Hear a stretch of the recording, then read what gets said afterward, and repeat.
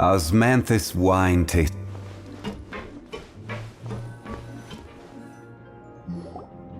Someone! Please help! He's sick!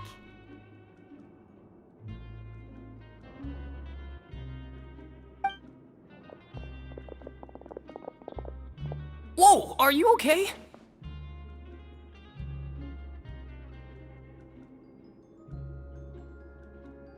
Oh my! What's wrong, little one?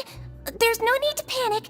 Take a deep breath before you begin. The traveler started complaining of a stomachache, and then nausea, and then collapsed onto the ground. Paimon doesn't know what to do! Freezing limbs, twitching fingers, and pale complexion? Could it be poison? Let me take a look. Please, lie down over here.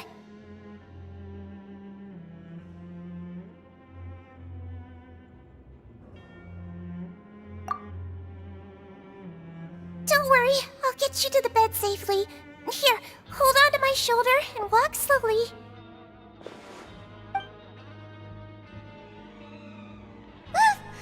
You can do it, Traveler! Don't apologize. You're sick after all. Now, please relax. I'm just going to do a preliminary checkup on you.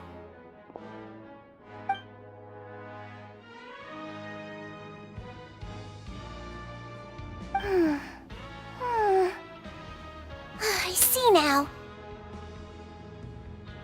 My checkup has confirmed that he's not in any mortal danger. That's our worst fear out of the way. Eh? Oh, that's good. But... I'll continue my diagnosis of the patient now. Please, relax and take a deep breath.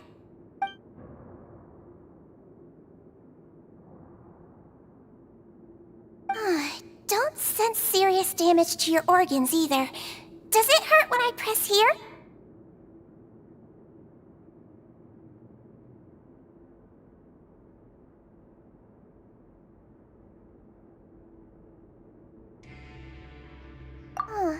And here?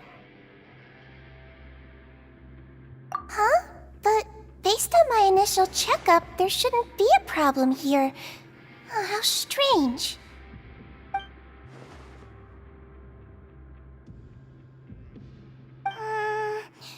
What about here? Does this hurt?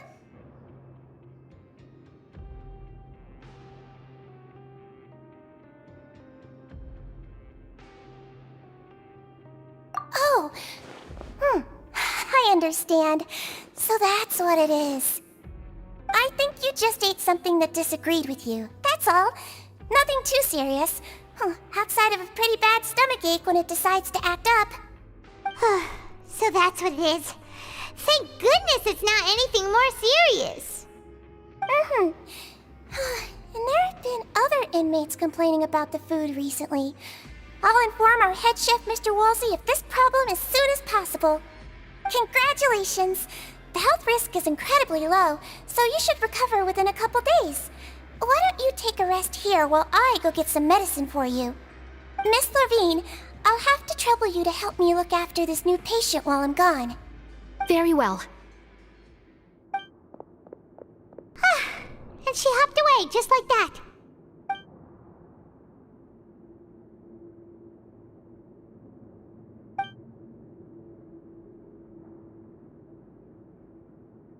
Hello. So how are you feeling now?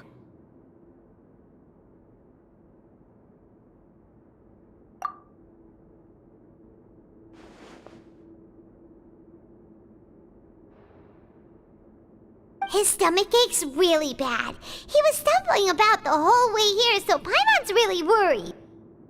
If Miss Sijuin says it's not a serious problem, then there's no need to worry. She's the best medic we've got down here. But it also looks like she's the only medic you've got down here. Well, that's true. What do you mean, that's true? That's really misrepresenting the situation. Of course I can't speak for the whole fortress, but it's not like everyone imprisoned here is useless, you know? Though they may have committed crimes and gotten locked up here as a result, they still know a thing or two about medicine, and they help Miss Sijun take care of the sick and injured. Yeah, you're right. But did you have to lecture me about it in front of another patient? Aren't you a patient too? Where did all your energy come from? That's correct. Sorry, I got a bit ahead of myself. Are you two also sick? We've been sick a while. I come back every once in a while for checkups, and to pick up the medicines Miss Sijun prescribes for us. That's just the nature of chronic illnesses. As for her... you could say she fancies herself as Miss Sijun's capable helper because she learned a bit of medical knowledge ages ago. Please watch your mouth, Mr. Jurier. Don't forget that you are the primary reason I have frequent heart palpitations. Hey, don't start arguing now, please. Keep it civil at least.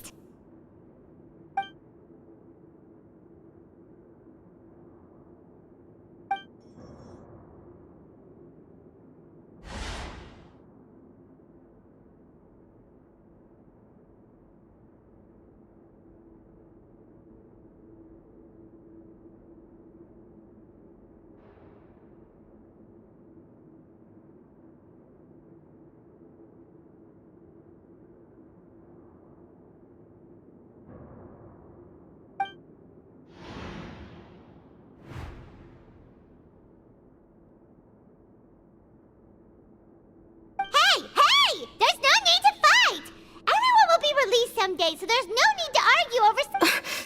But... Release. It's way too early for us to even think about that. And who the heck knows if we'd even be able to continue our previous lives?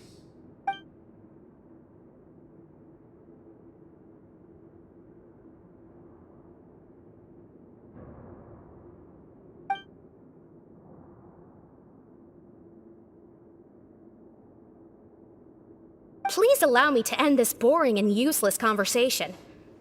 Oh, and Mr. Jurier, I don't want to see your face here again anytime soon. And same to you, Miss Lorvine. Anyway, that was more than enough rest for me, so I'm going to get out of this excessively noisy place. See you later, everyone. He just slowly walked off like that? That's just what he's like. I'm sorry you had to see all of that. I'm Lorvine, and that's... Well, his name is Jurier, but I hope you'll never have cause to remember his name. You really can't stand him, huh? I mean, can you blame me? Who would like someone who's as arrogant and obsessed with weird research topics as he is? But there's no need to keep dwelling on him. I'll accompany you two for a while. Miss Sijun should be back soon, and I'm sure you'll feel better as soon as you've had some of her medicine. No, it's nothing. I'm back! Did you rest like you promised? Thank you for getting our medicine, Miss Sijun. Did you all cooperate with your bed rest? I trust that nobody got up to walk around. Good. Here, this should be 2 days' worth of medicine for you. Take 1 pill now, and then continue your bed rest.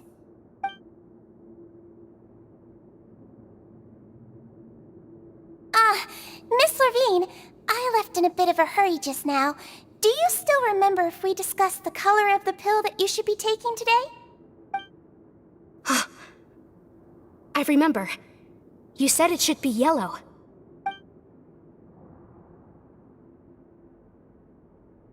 Yellow, huh? I understand. These are yours. Please, make sure to go to bed early after taking them tonight. You'll benefit from a good night's sleep. All right, then I'll also be on my way now. I hope you feel better soon, too. See ya! I'm going to fill out your medical record now. You're widely known as the Traveler, right? I just want to double-check a few details, if that's all right with you. Those two made quite the commotion just now, so why don't we let the Traveler rest? Paimon can answer the questions instead. So his primary symptoms are abdominal pain with secondary symptoms of nausea. Is there anything else? That's it! Alright then. Is there anything we should know besides to take the meds? No, his base constitution is quite good, so I'm sure he'll recover quite quickly after taking the medicine. Please make sure to stick to bland or less stimulating foods, and don't stay up too late at night. Got it! Paimon will hold the Traveler to that for sure!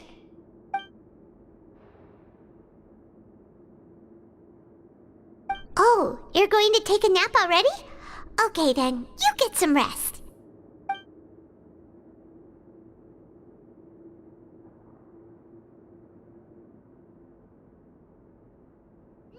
We've been to lots of places together.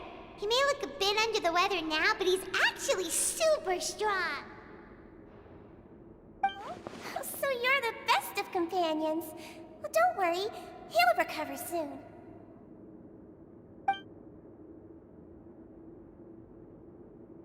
Ah, you're awake. How do you feel? You slept for a really long time, but we never left.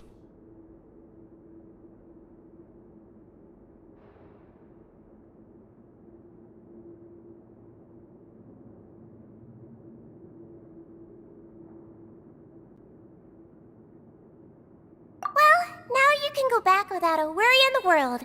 Remember to take your meds regularly, and remember bland foods. Thank you, Miss Sijuin!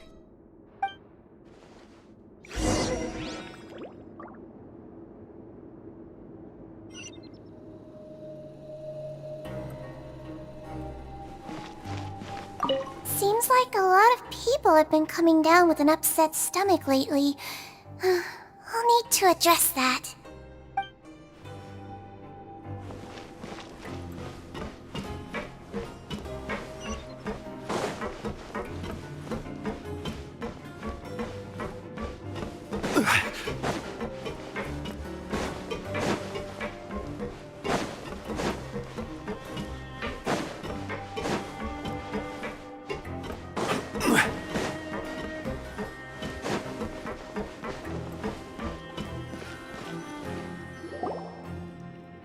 You really are something. To be able to fall asleep like that and even sleep talk the entire time, you scared Paimon half to death! No, but you kept mumbling things along the lines of, Pyron, go take my grilled fish and put down the Adeptus Temptation now! Paimon talked with Sijuin the entire time you were asleep. She seems like she's just a sincere nurse, and Paimon didn't notice anything unusual in the room. Are you sure we're not going off track with the infirmary?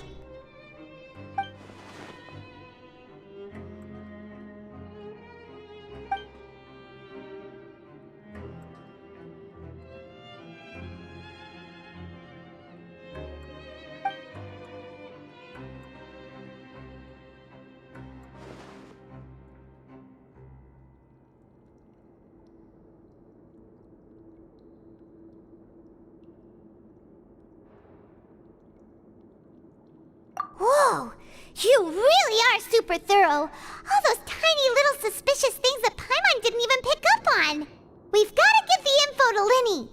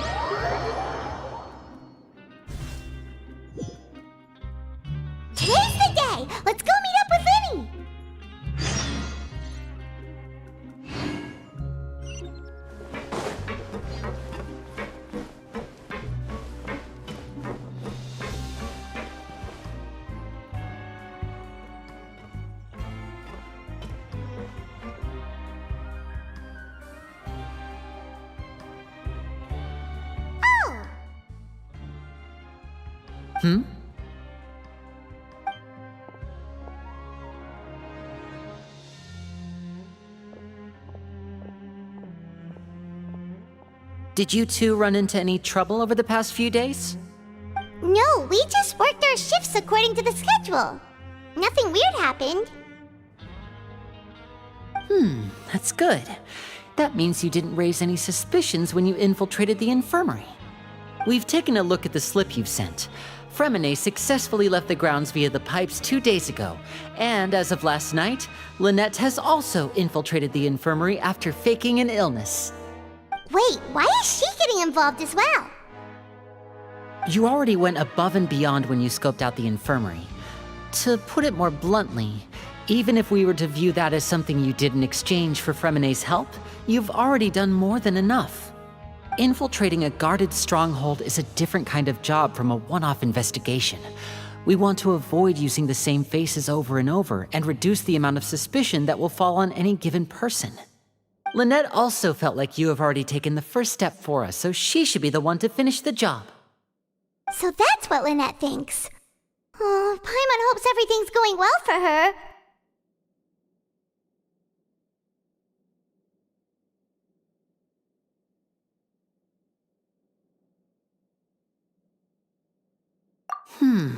Perhaps that's true. You are both very good people, and we've come to appreciate that more than anyone else. Unfortunately, there's still one thing that could get between us, lest you've forgotten. The matter of our respective loyalties.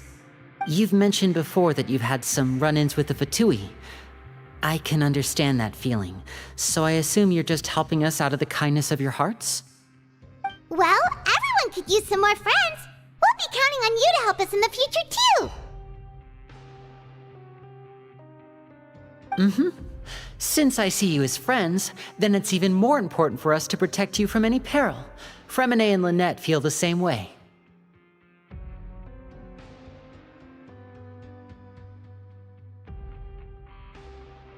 Glad to hear it. Then, let's go check on Lynette before Fremine returns. If everything went well, then she should be wrapping up her investigation right about now. Is now really a good time to go over? According to my observations, Sigewinne always spends around half an hour away from the infirmary right before lunch. Lynette knows this as well, so this should be a good time to meet up with her.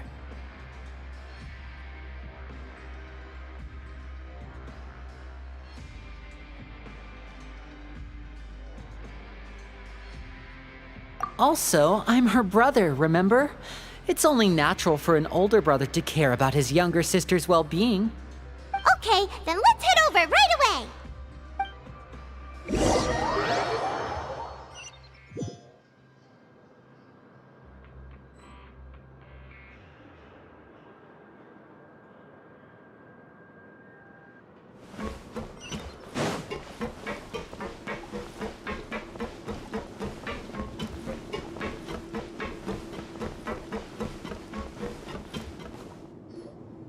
Lynette should be here right now.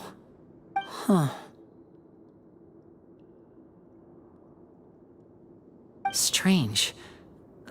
Lynette? As expected, Sigewinne isn't here, but why isn't Lynette here? No, Lynette rarely deviates from the plan. We agreed that if she were to make changes on the fly, she'd find a way to let me know. Unless... Let's see if there are any clues around here. We can look while we wait for her. Who knows? Maybe she'll be back soon. Okay.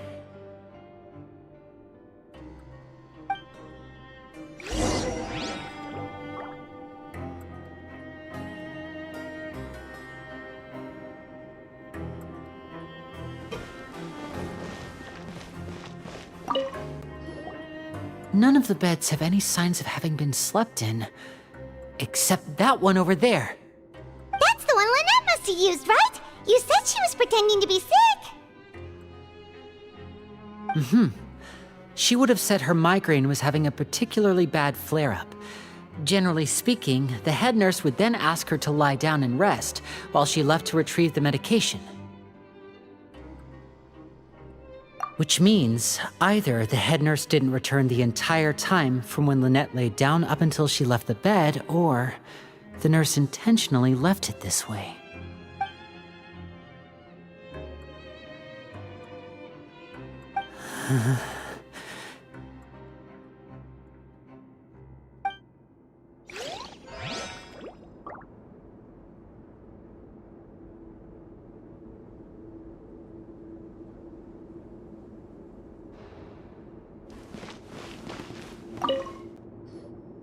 There are some books here and a few files.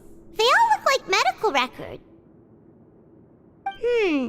Advanced nursing, how to raise the spirit of your patients, a quick guide to the psychology of emotions, and the meaning of laughter. These sure are some interesting books. Who knew Sijuin would be interested in these kinds of things? She even has books on understanding people's motivations and feelings. Is it because she's a Melusine? Or does she have a need to understand her patient's emotional state? Seems quite normal to me. These are skills that would come in handy for a nurse from time to time.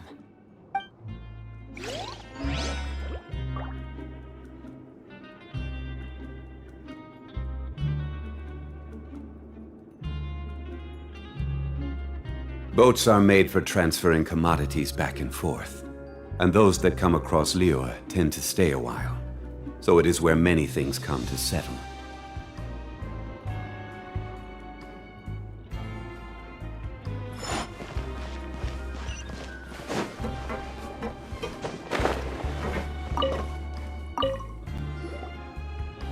This is it! We saw it before! Wait, this thing? It doesn't look like it's been disguised that well.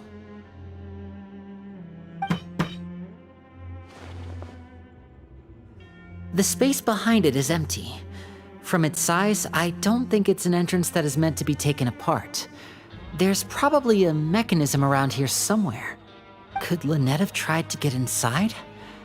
But if that's the case, she would have contacted me for sure.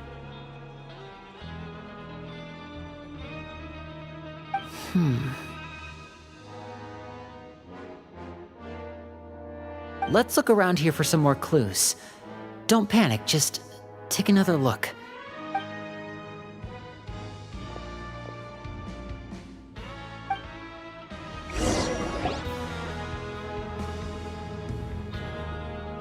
Hey, you guys, there's a slip of paper over here!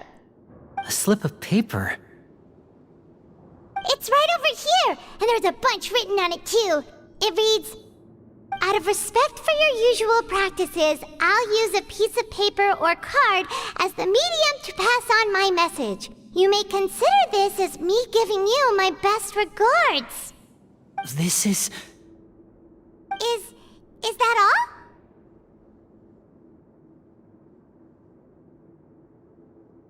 The back!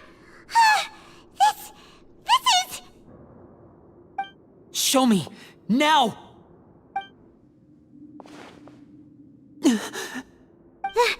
That look on your face!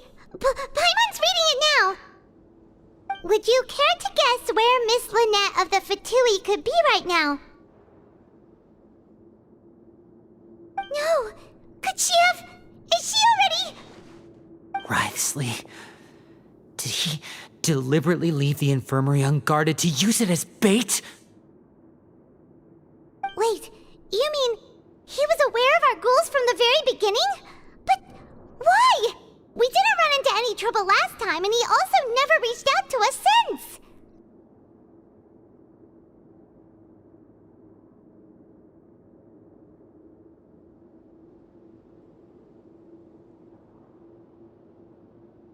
Yes, that is a crucial question.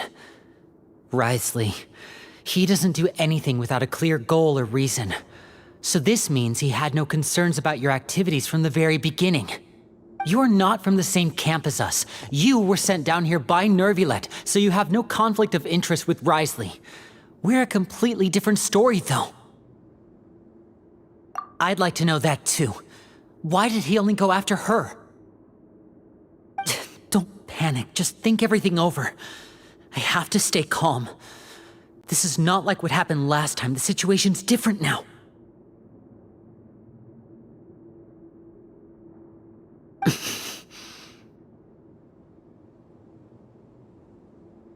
Wait, you're right. Wait, but that means... The fact that Fremine was able to leave the grounds, could Wriothesley have let him go as well? But what does he gain by letting Fremine leave like that?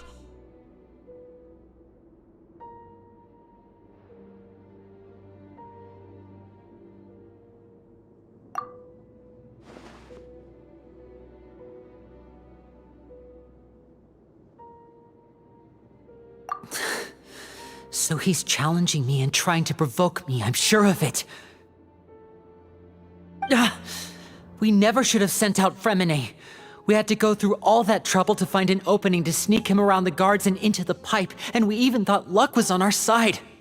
If Wriothesley let him leave on purpose, then he's probably in a terrible spot now as well. Lyney's getting more and more panicked. We have to calm him down.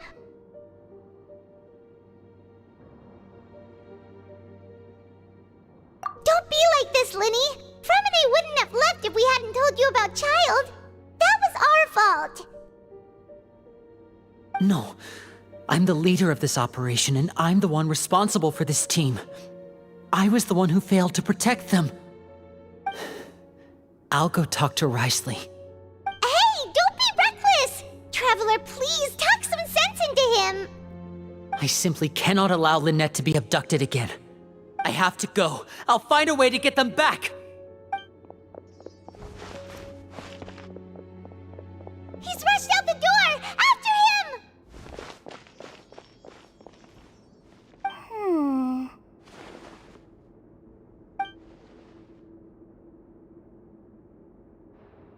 Right. I feel like we still have some room to make changes on these details. It's not impossible, but it'll require extensive testing. Is that so? Very well. Then please be mindful of the time.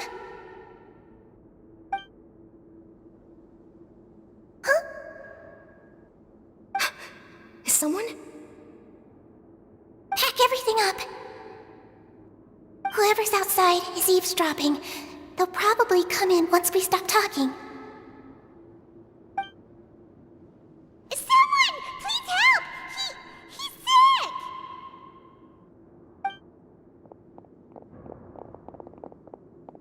Whoa, are you okay?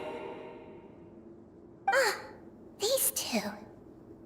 As expected, they've already found this place. Oh, they are quite sharp. What a delightful turn of events. I like smart people, but I also like playing dumb. I like the feeling of being trusted. Oh my! What's wrong, little one? There's no need to panic. Take a deep breath before you begin. Being able to read human expressions is quite the useful skill. Lyney! Wait! It's no use. We have to catch up to him.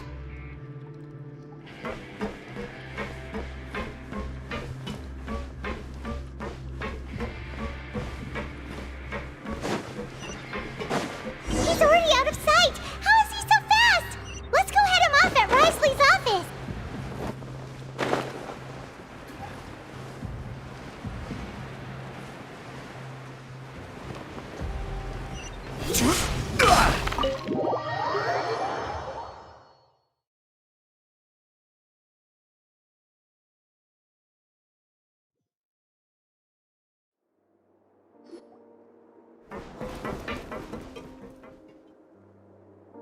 Come out and face me, Wriothesley! Aren't we at an administrative office space? Why don't you at least try to follow even a couple rules from the fortress's indoor management regulations? What did you do to my sister? I ran into the young miss at the infirmary. I'd heard that she was suffering from quite the migraine, so I decided to invite her over for a cup of tea. I do have some teas in my collection that can work wonders against such an illness.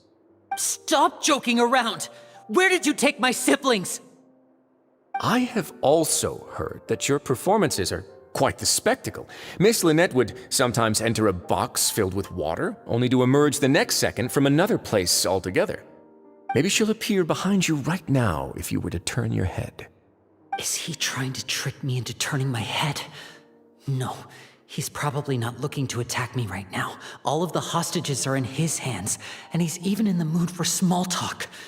That means Lynette is probably still alive. You knew we were investigating the infirmary from the start, so you deliberately aroused the Traveler's suspicions and baited us into continuing our investigation, just so that you'd be able to kidnap Lynette. As for Fremine, no, you probably didn't even interfere with Child's escape. You let him go, so you could purge the Fatui members that we had planted into your ranks. There was no need to do so. The Fortress of Meripede is a pretty pleasant place. Most people enjoy their lives here. The only ones who act differently are those with personal agendas. It was quite easy to identify your colleagues. You removed our original members and spread the news of Child's escape so Father would assign our team to come down and investigate. Fremine has also fallen into your hands, right? If you're oh so omnipotent and so in control, why would you need hostages? One correction. Lynette is in my hands right now, but Fremine is not. He's not. What do you really want? Lyney! Oh, wonderful. Everyone is here, so I'll only need to say this once. Thank you so much for cooperating with me.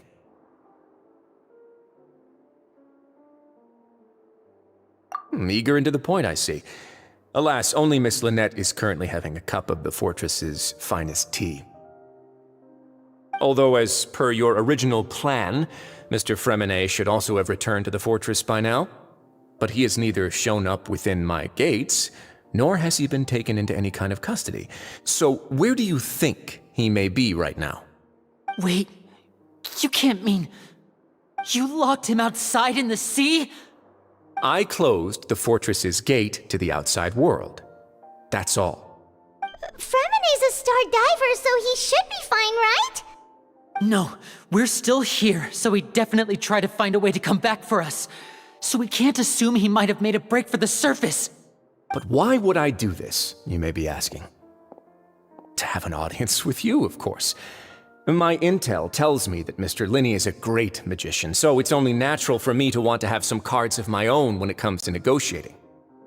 Besides, I do recall you mentioning to Miss Lynette that you've always wanted to have a face-to-face meeting with the Lord of the Fortress of Meripede, regardless of whether it was in a personal or a professional capacity.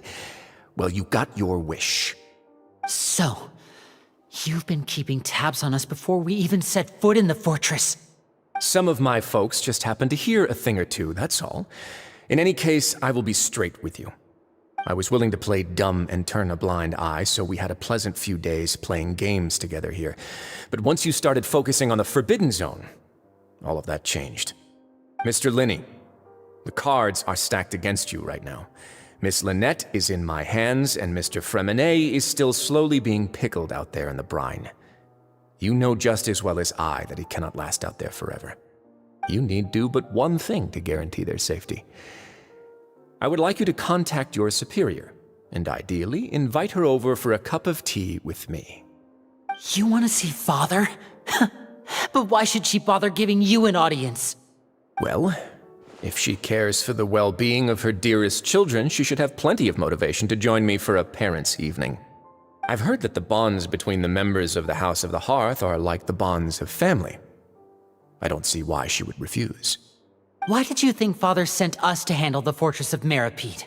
This place is basically a no-man's land. It wouldn't be fitting for anyone as important as a harbinger like Father to come here in person. Oh, I see. So it's because she doesn't care for my place here. That's such a shame.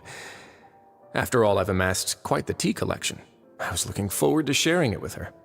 Both Monsieur Neuvillette and Lady Farina have already received many samples as gifts. Was this the extent of your master plan to get to Father? No matter how much pressure you may put on me, I won't allow you to use us to blackmail her. You people really are difficult to get along with.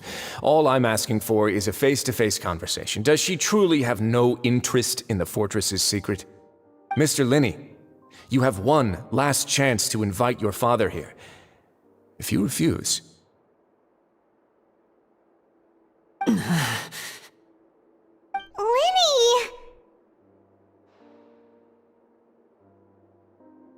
Instead of asking why I'm doing this, why don't you try to see things from my perspective for a second? From the very beginning, the Fatui has been actively infiltrating my fortress. I gave you a warning by cutting off the first few operatives I found, but that only caused you to double down. Had you given up on the fortress then and there, I'd have no reason to want to talk. Mr. Freminet left the fortress on his own, and Miss Lynette tried to pry out my secrets right in front of me. No matter how you look at it, the responsibility for this falls on you. I shouldn't ask Father to do anything because of us. 6, 5... Wait, 2, 1. Time's up. It really is a shame, Mr. Lyney. Risley! Negotiations have broken down. Please leave, ladies and gentlemen. It's time for my afternoon tea. Yeah, listen to the Traveler. If you can't talk to Lyney, can you at least talk to us?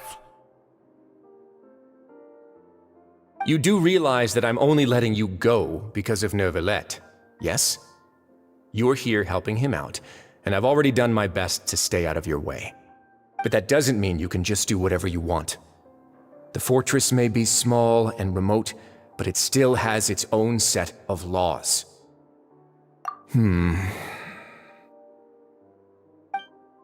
Then how about this? Those who are capable deserve respect. You've spent quite some time investigating my home turf by now, so why don't you tell me a thing or two about what you found, I'll ask you 3 questions. Answer all of them correctly, and I'll agree to your request. Question 1. Regarding the hidden rules of the production zone, what is the truth behind the one about not being allowed to work for 3 days in a row?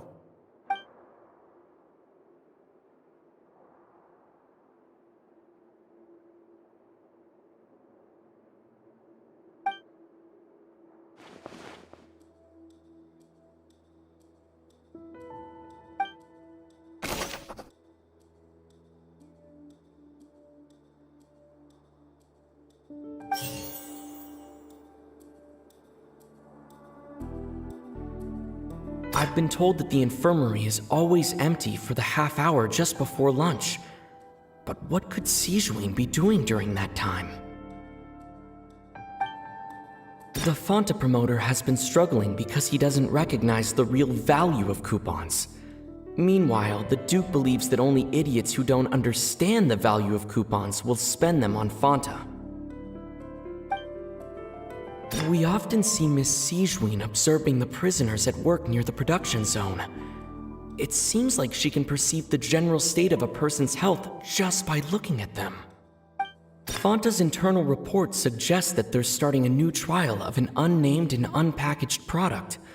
But the product has to undergo a trial because even Fonta's own employees have a lot of reservations about it. The research notes said that the Melusine race perceives the world very differently from humans. As a result, the Melusines have also developed a sense of aesthetics that appears rather strange and alien to humans. According to Collins, the Pancration tournament only took place because the Fonta company sponsored it. The company must want a return on their investment as well. We often see Miss Sigewinne observing...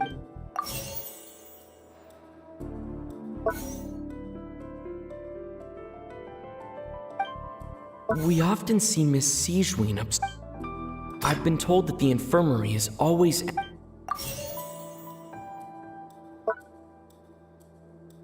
We often see Miss Sigewinne... Fonta's internal report suggests... The research notes said that the Melusine...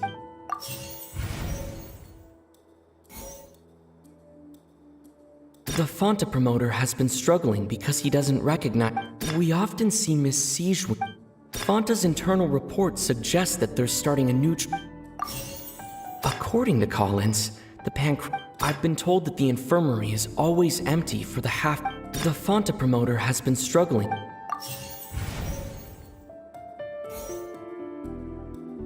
We often see Miss According to Collins, the Pancration Fanta's internal reports.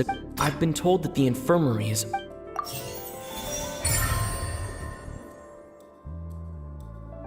Ah, so that's what's going on. Paimon understands it now. Who would have guessed? The hidden rule of the production zone. People are not supposed to work 3 days in a row, and if they do, they'll get strange meat in their welfare meal. At first, we thought this strange meat must have something to do with the people who disappeared, but in reality, they were all prepared by Sigewinne, the head nurse. She often visits the production zone to observe the workers' health and makes a note of anyone who has worn themselves out after 3 full days of work.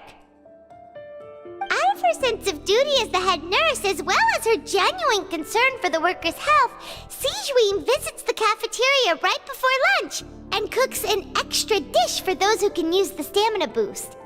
Sigewinne has only the best intentions with her surprise gift and doesn't want anyone to find out about what she does. However, unfortunately, Melusines as a race perceive the world differently from humans, and their sense of aesthetics is even more alien to us. The recipients of her lovingly prepared special meals cannot taste the care within and usually just freak out. Are we on the right track? Not bad. You've uncovered Sigewinne's secret and even guessed her intentions correctly as well. It's nice to know that her efforts have not gone unacknowledged. All right, now for my next question. There are also some hidden rules in the Pancration Ring, including the one that you're not allowed to support both sides of a fight. Why is that?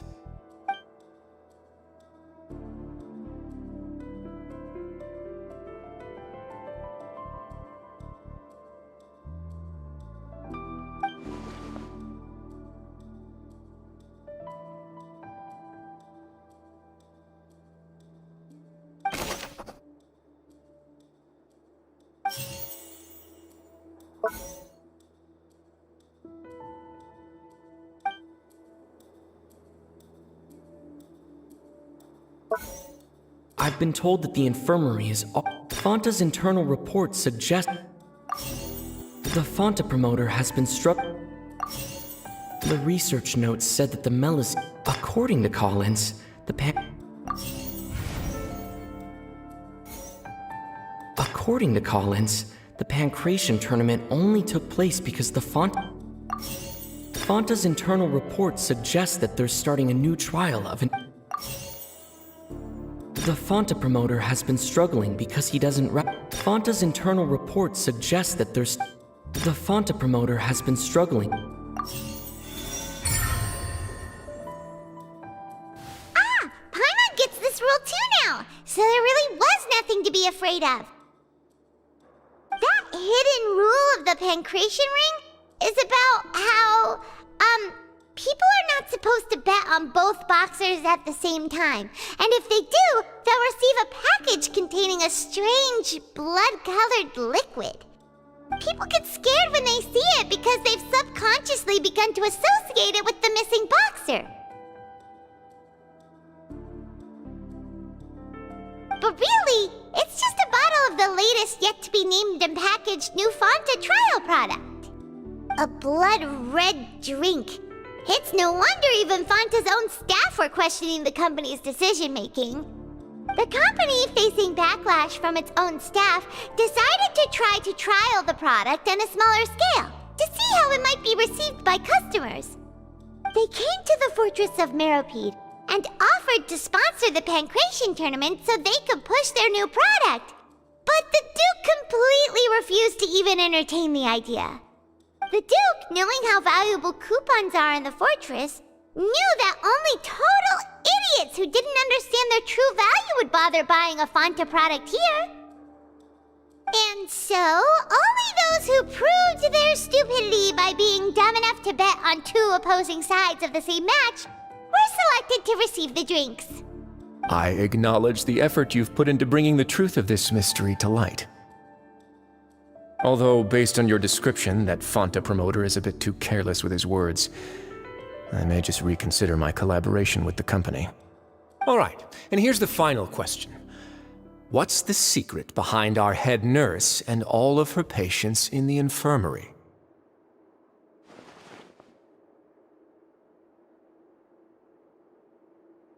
Stop your cruel and pointless games, Risley! You know that we haven't finished our investigation, so there's no way we can answer the last question! The thought of sparing Lynette and Fremine never even crossed your mind! You'll pay for this! Ah! Lyney, are you alright? Oh, close one. I owe you, Sigewinne. That was a fantastic shot. It was nothing, Your Grace. Sigewinne? Though this gun may look like a toy, it's actually fully functional, as I just demonstrated. Sigewinne... You... Not at all. I am merely a resident of the fortress, and thus protecting it is my duty. When Monsieur Nervillette asked me to come here, he told me that my job would be to take care of the well-being of everyone here. I am merely discharging my duties. But if you mean what you just said, then isn't Lyney someone you should be looking after as well? Isn't he a resident here just like the rest of us? But I really am just doing what Monsieur Nervillette told me to do. Everything I did, I've done to protect them. Had I not, they would be in far more dire straits right now. His Grace knows it too, right? Your Grace? Mind proving my innocence to them? My dear Sigewinne, whatever shall I do with you? Would it have killed you to just wait another minute or two? Well, it's nearly time after all. The way you do things can be truly frustrating sometimes, Your Grace. I figured I should try to talk some sense into you. What are you talking about? What time? Take me if you want. Let them go. How touching. Can you just give me one more minute? Don't be like that, Your Grace. All right, everyone, calm down. 2 more visitors will be arriving any time now. I'll go get a cup of tea. Miss Sigewinne, I leave Miss Lynette in your care. You... What are you doing? I believe I hear footsteps.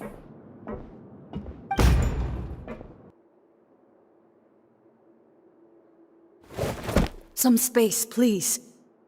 Ah, Miss Clarande. My door. Fremine... Fremine... What's going on? What is Clarande doing here?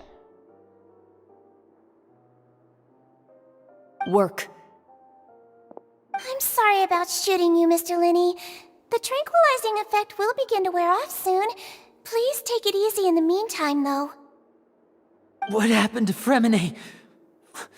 Wasn't he diving just outside of the fortress? Why is he looking like this?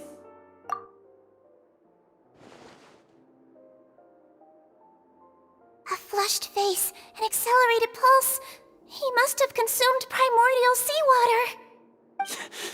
What did you say? Please, make some space. I'll need to give Mr. Fremine a more thorough checkup. Your Grace, I'll leave the rest to you. I'll talk to Clarande while you get Fremine to where he needs to be. Everything else can wait.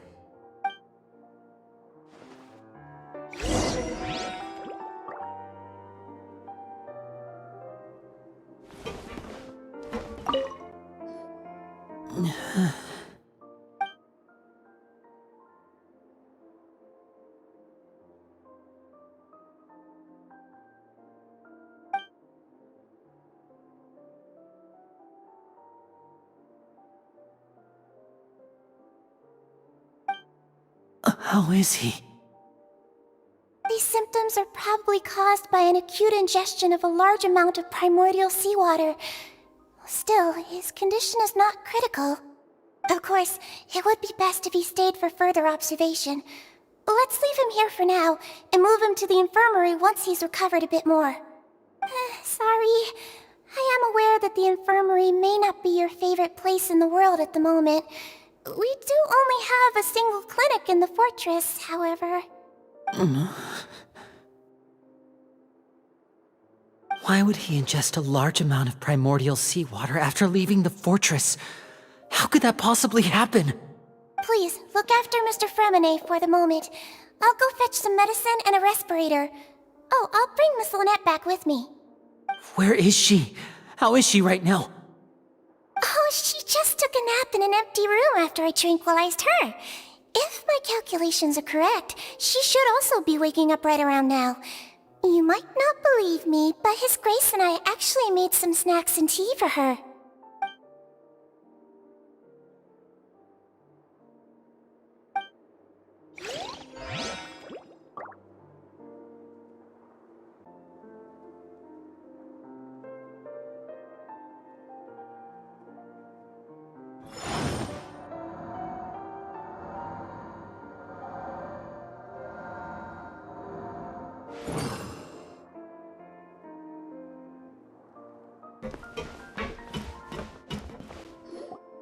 What's that look on your face? I thought I made good time on the way back.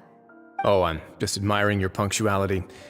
Had you arrived just a few minutes later, Sigewinne may have been forced to shoot Mr. Lyney again. How's the situation out there? The water has changed. It's pretty much as expected. The concentration of primordial seawater has increased significantly. I was only out there a short time, so it wasn't too bad.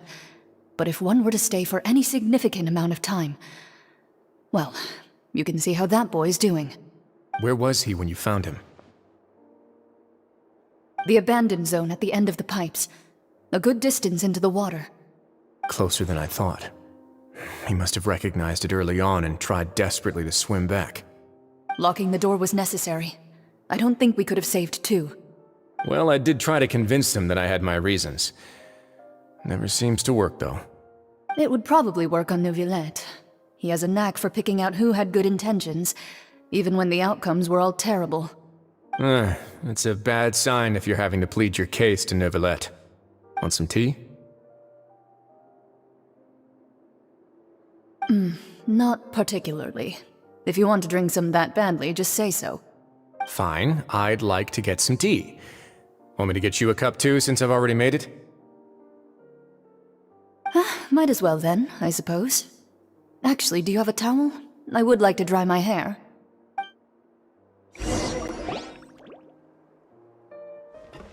Lyney, are you okay?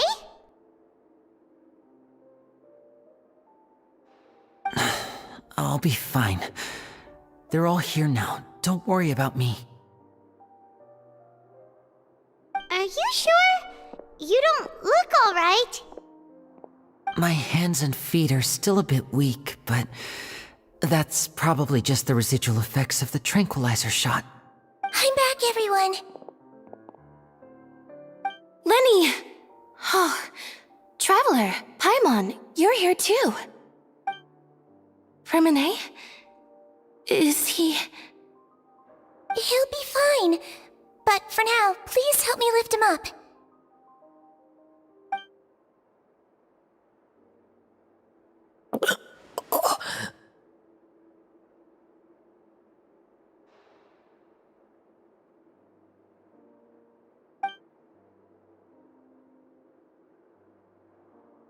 His breathing's beginning to slow down. Give me a hand and help me get him to the infirmary.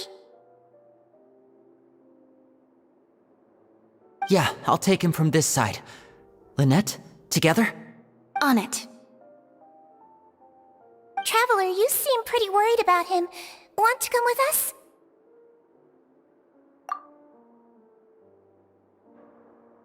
The Duke and Clarande are gone. They probably went to get some tea. The Duke will explain the truth in just a bit. Miss Clarande will need a break, since she only just returned from rescuing Fremine out of the sea.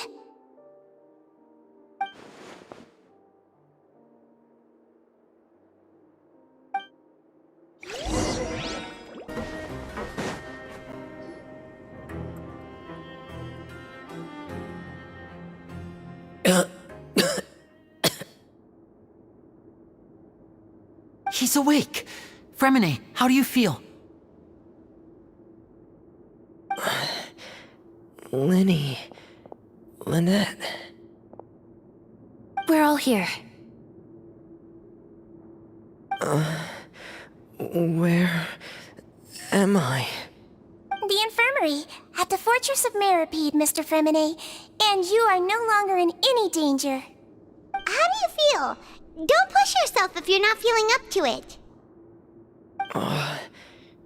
Traveler... Paimon... It's been so long. The sea! There's something wrong with the seawater. Shh, it's okay. We can talk about it after you've recovered. No, listen to me. This is really serious. There's primordial seawater mixed into the regular seawater. I don't know why it's there, but no one should touch it.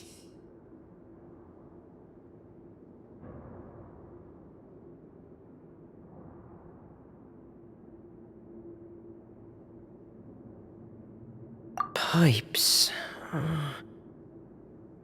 Right, the pipes. It's all coming back to me now.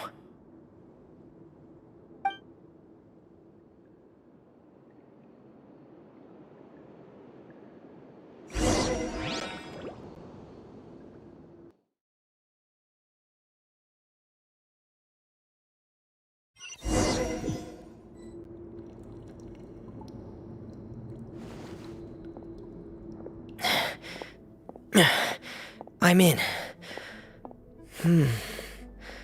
Seems like this pipe hasn't been used in a long time. It looks abandoned.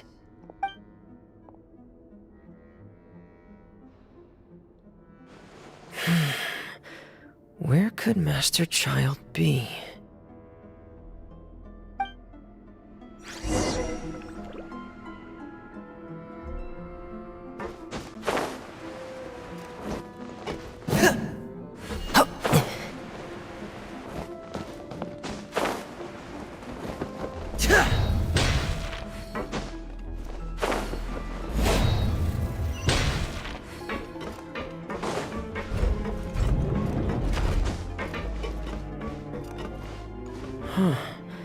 This mechanism looks like it's been tampered with. Could he have done it?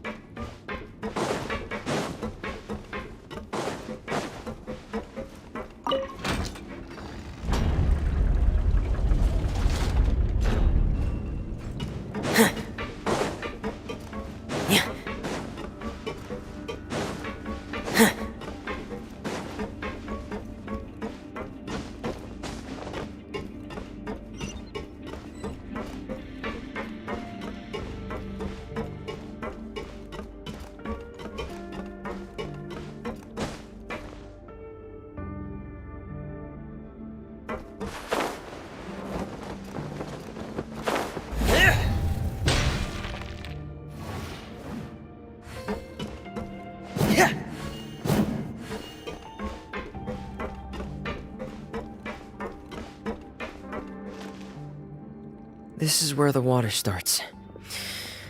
Okay. Master Child probably dived into the water. I'll go take a look as well.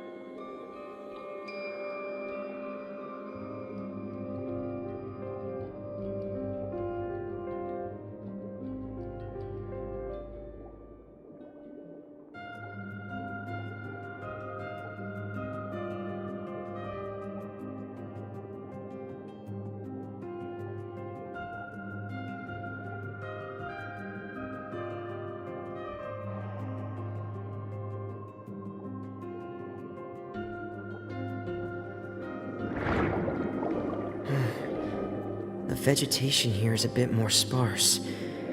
These traces aren't natural. A person must have left them, and recently. I should be going in the right direction. Oh, there are traces here too. I need to keep going. Huh? The traces are gone. But I don't see where he could have gone from here. Wait. What the?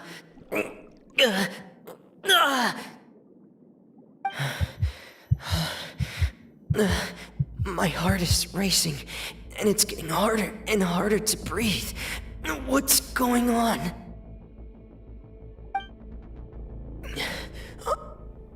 No good. I have to get back.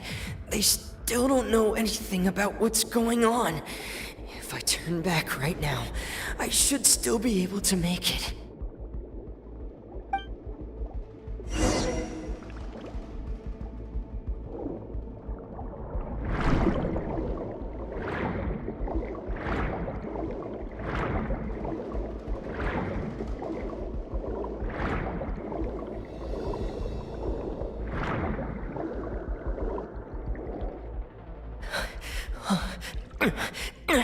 I can't die here.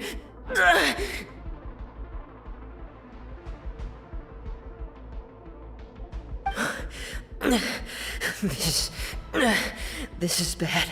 I'm feeling worse and worse, and I'm still underwater.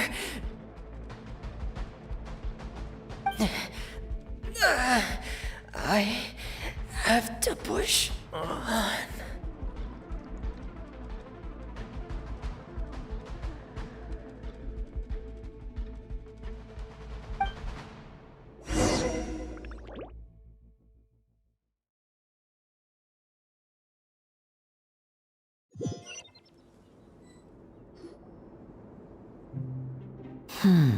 So, in other words, the trail you were following vanished, and you had no idea where Master Child could have gone, but there was also no obvious place for him to have disappeared to. That's right. I tried my best to swim back, but I had already put some distance between myself and the fortress, and I just couldn't find the strength to keep going. I probably passed out some time after that, and you know the rest. Miss Clarande brought you back, but we also don't know why she just suddenly appeared at the fortress, or why she went out to save you. Miss Clarande, you say? I must go thank her in person. You're still too weak, Freminet. You can go after you've had some more rest. Miss Lynette is right. I believe Miss Clarande will stay here as a guest for another few days, so there's no need to hurry. A guest? Then I can assume Risley was the one who invited her to come down here? You should ask His Grace about that. He'll be able to explain better than me. Yeah, it's about time he actually told us what's going on. Wanna come with us, Lyney? No, please go on without me. I don't want to leave just yet.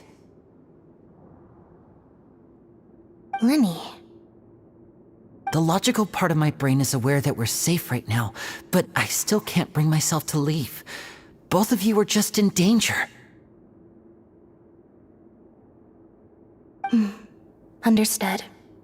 Then let's just sit together for a while. In that case, I'll leave the infirmary to you. The Traveler and I are going to head out for now. As long as you stay in here, I don't think you'll be disturbed. Thank you.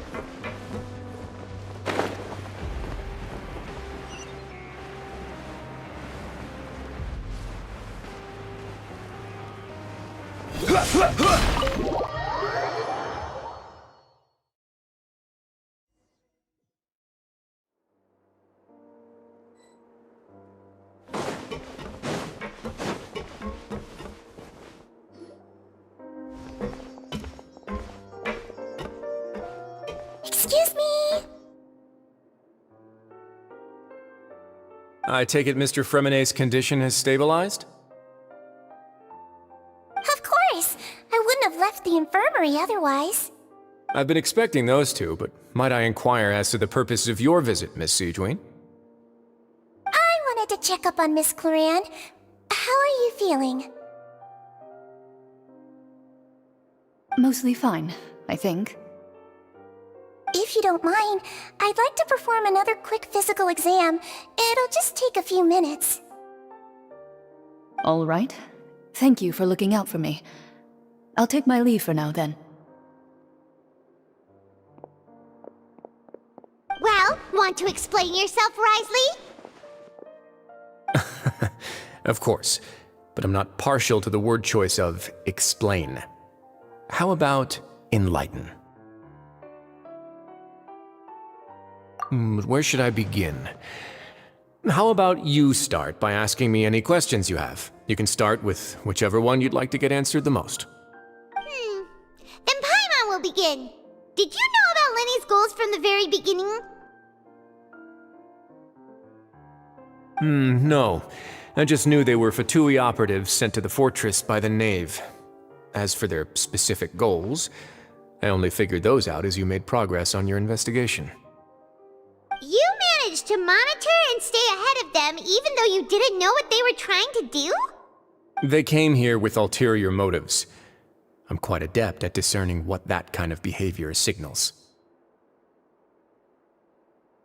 Initially, I thought their goal was just to investigate Child's disappearance. Lyney suggested that I had deliberately let him escape, but in truth, I didn't really do anything special to help or hinder him while he was here. Everything he did, from finding helpers to leaving this place, he did on his own. Of course, it's inevitable that the Knave would make a big deal out of her fellow Harbinger's unexplained disappearance. I'm also quite curious about where that Harbinger went, so I figured I might as well let the Fatui do their own investigative work. All I care about is the answer. So you were hoping Lyney's group would just do your work for you! You make it sound like that's a bad thing. Unfortunately, things didn't go as planned. I assume that Fremenay has told you already, the ratio of primordial seawater around the fortress of Meripede is on the rise. The Forbidden Zone has always been Lyney's target, and you got roped into that investigation after running into him. I began to intervene out of concern for your safety, and also to prevent the fortress from becoming entangled in more irksome matters. Are the rumors true? That you're also a former criminal? Now, why would you put it like that? Isn't staying here all day and serving as the manager of the fortress a kind of sentence unto itself? Another form of prison? I just happen to have some support from the rest of the inmates. That's all. Oh, right! Paimon wanted to ask, who invited Cloran down here? Me, of course. I paid her good mora to come down to the fortress for some field work. As a champion duelist, Miss Cloran could be considered to be an independent party. I needed to find an exceptionally capable person to help me get through the impending crisis. And saving Fremenay was part of that crisis? You can think of it like that, yes. Credit where credit is due, that boy is quite adept at diving.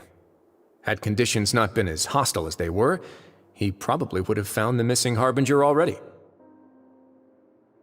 That's not something you should be asking after. Neuvillette only asked you to investigate Child's whereabouts. All I need to prove to you is that the Forbidden Zone had nothing to do with the Harbinger's disappearance. That should be clear now that you've spoken to Fremenay. But we've already uncovered that there's something wrong with the infirmary, and we've answered a bunch of questions that you threw at us. Isn't it about time that you answer our last question in return? You make a compelling case. Do you really want to know the answer that badly? Yeah, Paimon really wants to know! Even if the truth may not be pleasant? Follow me.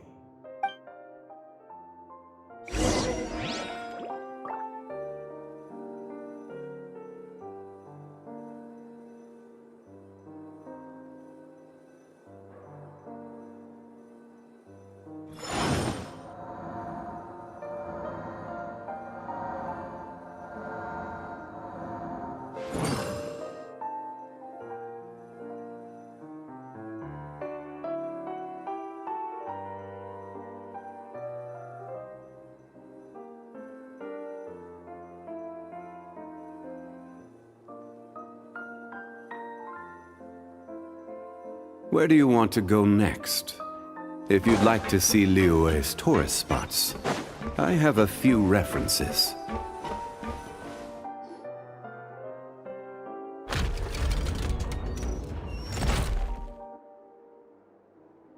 There's a hidden door here? And a whole basement behind it? Huh. You're pretty good at hiding stuff, Risley. It seems you've forgotten just what kind of place the Fortress of Meripede is.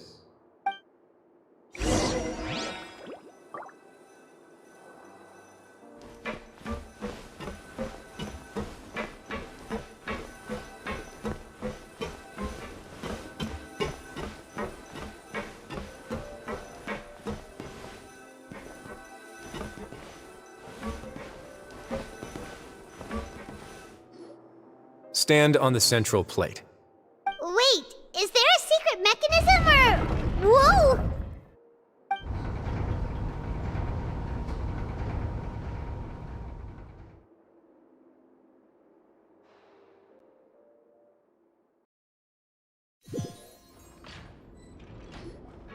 So, this is the Forbidden Zone?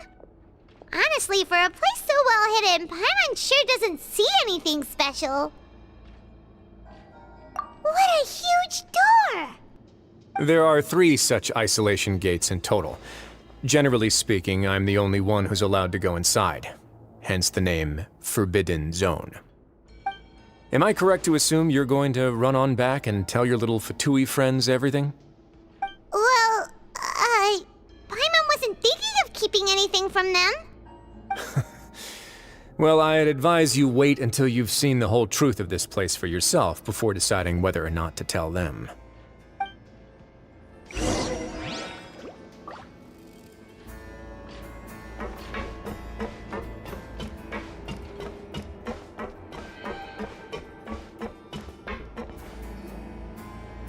Huh. So there's a switch on the side. Stand back.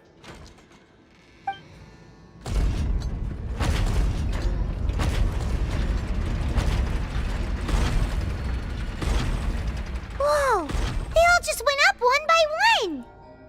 Go on, have a look.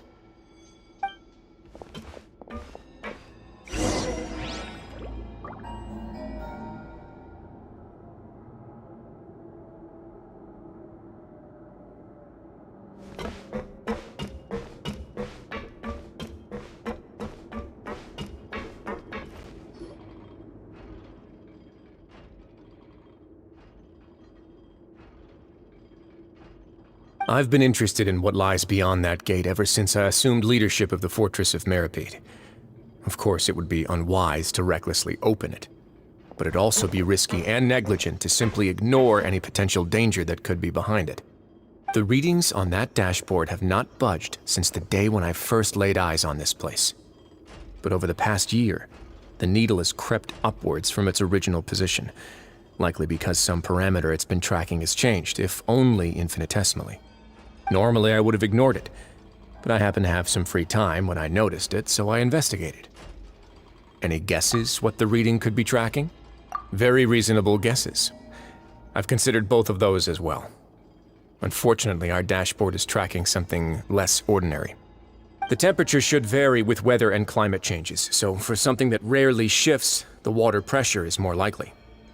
We ran a few tests to increase the pressure from the outside, but the readings didn't change at all. Later on, a few more possibilities occurred to me, such as a potential connection with the primordial sea. I began to make a few preparations based on that hypothesis. Over the past few days, the needle has moved again. With that, and the symptoms that Fremine displayed after leaving the fortress, I can now confidently conclude that the readings represent the concentration of primordial seawater in the seawater nearby. The concentration of primordial seawater? But we're already under the sea! And that is precisely the problem. We're at the bottom of the sea, and now we're surrounded by toxic seawater. Somehow, primordial seawater got mixed in, and the concentration is steadily rising. Yes, that's very likely. But forget about the two of us! Not even Neuvillette knows where the primordial sea could be, much less where we could find and plug a leak. Oh. Oh! Seems like you've figured it out. I believe the primordial sea lies directly beneath this sluice gate. For some reason, the primordial seawater levels have risen significantly, and it's now very close to us. The indicators are now red. Although the gate still stands, some primordial seawater has already leaked out and mixed into the sea around us. If this continues, soon it will no longer be able to hold back the primordial sea at all. Yeah, you know what the legends say. If this place falls, then everyone in Fontaine will be turned into puddles in the span of a night. But that's just too weird! Why would the Fortress of Meripede be built right above a sluice gate for the Primordial Sea? Who built this place anyway? Your expression tells me you think this might be part of a vast, complicated conspiracy. To be honest, you might find the actual answer may be exceedingly boring. It's just that the secret of the Forbidden Zone had been long forgotten by the nation before I rediscovered it with my research. There's no single founder of the Fortress of Meripede in any traditional sense. What we know about its history has been left to us by the people who used to live here. When the previous Hydro Archon Egeria ruled the land, all convicted criminals from Fontaine were exiled. The people drove the criminals away like a wolf pack chasing away the banished. The criminals received no sympathy of any kind from the people. They were exiled to the desolate seaside, where they experienced only pain, struggle, and the bone-chilling cold. Some of them began to repent, and prayed to the Hydro Archon, asking if there was still anything they could do. The Hydro Archon took pity on them, and said, "You may go guard my secret, deep underneath the waves." And so, leaning on the power of the Hydro Archon, they gathered underneath the sea and began to build a fortress. They became a community down there in the deeps, and over the years helped it to grow. As the number of exiles increased, more and more people joined the community. When the first group of exiles died, they left the yet unfinished fortress to their successors. The Hydro Archon continued to lend her support, allowing the fortress and what it stood for to continue growing ever larger. Before long, this dark underwater fortress became the sinner's only home. And with that, the people here stopped referring to the fortress as a prison. They saw themselves as repenting sinners who would regain their freedom once they had sufficiently redeemed themselves. But as time went on, people also realized that the fortress was a lonely place. Once they had gotten used to life here, they could no longer feel comfortable living in the overworld. Once they had finished serving their sentences, some people left and some others chose to stay. They'd find some idle position and let their withered souls fade away with the ancient secrets of the past. After many, many centuries, few people still remember the reason for the fortress's founding. Now they just see it as an integral pillar of Fontainian society, as the place where criminals deserve to be sent. Now and again, researchers manage to break one law or another and live out their days in the fortress. I learned all this from an elderly historian. Everyone else just thought he'd made it all up. But now you know every part of that history is true. Indeed. It's just as the prophecy says. If this gate fails, then everyone will be dissolved into the sea.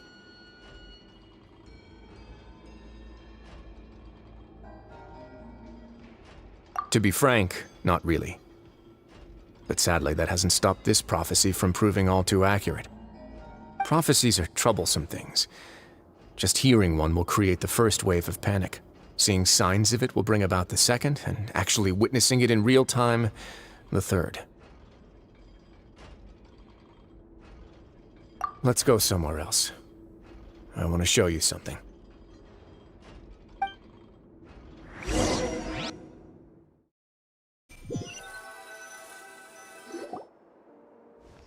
This is it. Your Grace, perfect timing. The results from our last round of experiments have... Wait, Jurier, he's not alone! Huh? Lorvine and Jurier? No need to panic, you two. I've already told them about our plan. What? After you warned us not to tell a single soul about any of this? I'm skeptical as well. Are you sure they are trustworthy? The results speak for themselves, don't they? These two may already know more than you could ever imagine. All right then, if your grace insists. They seem harmless enough, so I'll trust them for now. How about some reintroductions? This is Jurier, one of the highest-ranked researchers from the Fontaine Research Institute. He used to work under Edwin. I trust that you've heard of Edwin? He's the one who blew the whole institute sky high. Everyone knew he was a bit crooked in the head, but you're not a local, so I guess it's possible for you not to have heard of him. Edwin's main areas of research were archaeum and gravimeters. As his assistant, Jurier is quite familiar with them as well. I hired him to be my technical consultant. You want to blow up the fortress of Meripede? Ah, what a lovely idea. I'm already imagining it in my head. Gotta admit, I'm tempted as well. Guys, focus! Focus! That taskmaster over there is Miss Lorvine, and is also one of my technical consultants. While Jurier used to be Edwin's assistant, she used to be Jurier's assistant. Ooh, are they together?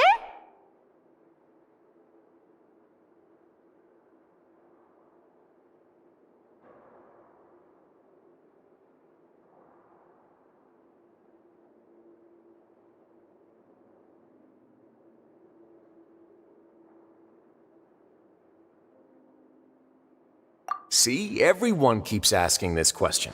Are you too sure you're not a couple and just using your work as a convenient cover? Your Grace, I am not in a relationship with this man. If I dated her, I'd officially be madder than Edwin. Jeez, forget I said anything then. Follow me.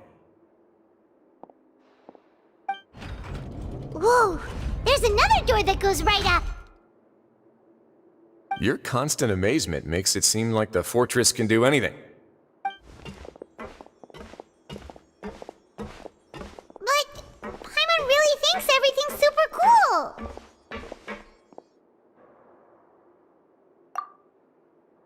Well, let's spice it up a bit. And here you go.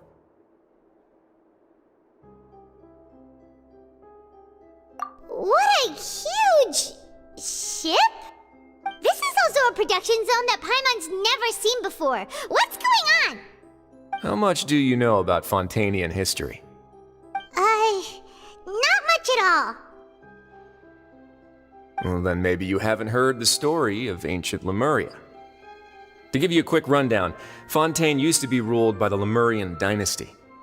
According to legend, the Lemurian king Remus came to this land after being inspired by divine revelation and found the seer Sibila, who had taken on the form of a golden bee. Taking the golden bee with him and riding on a huge ship, the Fortuna, he created his nation above the surging waves. He called his nation Lemuria, and used the Fortuna to incessantly search for new tribes and islands, calling on them to join his empire. There's a ship in this story too? Where there's water, there'll be ships. People believe that hope can always be found at the end of a voyage. Do you believe that too? To a point, I think. As you've already seen, I have a whole factory's worth of labor, materials, and technology at my disposal. Certainly can't hurt to give it a try. So the moment I began to speculate that the primordial sea might lie underneath the gate, I also began this project. Were you inspired by the legendary Fortuna? Maybe. Fontainians need something to hold on to cope with the impending disaster. Were the workers to find out the truth behind this ship, riots would destroy the fortress faster than any catastrophe. As the fortress's administrator, I'd never make such a reckless call. Alright, that's enough talking for now. I'll need another 3 cups of tea to soothe my throat. Do you have any other questions? Seems like you're good. Come on, I'll take you back.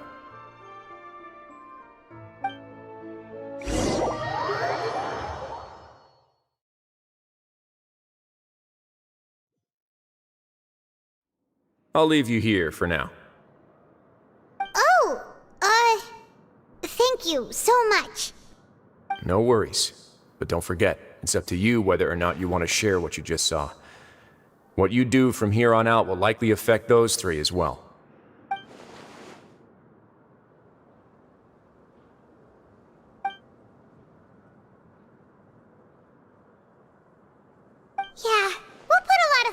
it for sure. Great. I look forward to what happens next.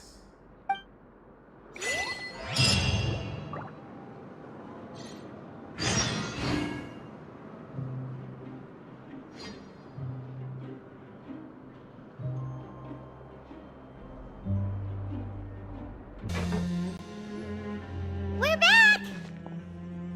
Welcome back. Do you want a cup of tea? How can you be so much like Risley, always drinking tea? Huh. Actually, now that you mention it, I just remembered something now. While I was sedated, I could still barely hear two people talking next to me. They were discussing everything, from the leaves to the water and even the teacups themselves. Must have been Risley and Sijwin. Yeah, I heard one male voice and one female, so it should have been the two of them. They really were just talking about brewing tea. I really can't make sense of this place. So, Traveler, Paimon, were you able to learn anything from Risley? Yeah, he explained everything. Very well. Then, would you mind checking your answers against my speculations? Yeah, I took the time to rest, so I'm feeling a lot more relaxed now. Nobody else is around, and Miss Sijwin is also busy with something or other, so let's just talk here. All right, then I'll posit my theories. I asked myself 3 questions. Firstly, why was Fremine affected by the primordial seawater? It was because he dove into the sea.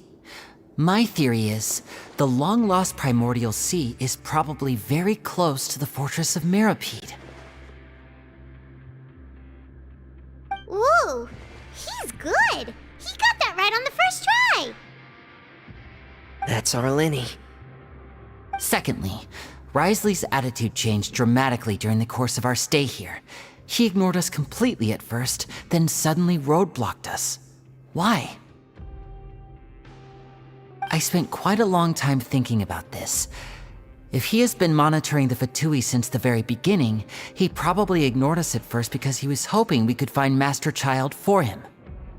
What's more, the Fortress of Meripede is not part of Fontaine's court system, nor does it report to Udex Nervulet.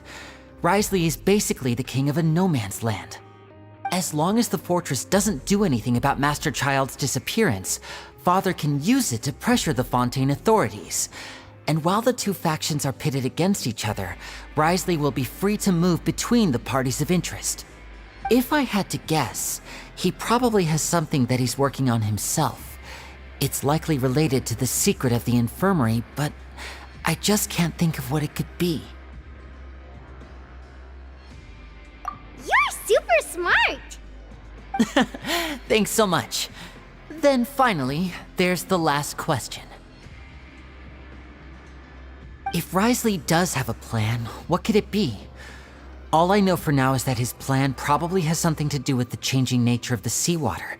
He's even gotten Cloran to help him out. That can't be the full extent of what he's doing.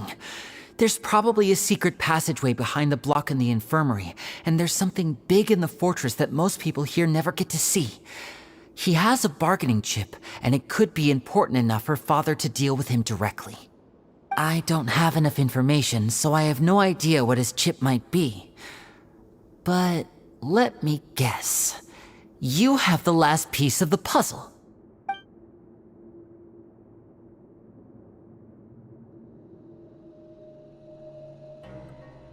I can't believe it.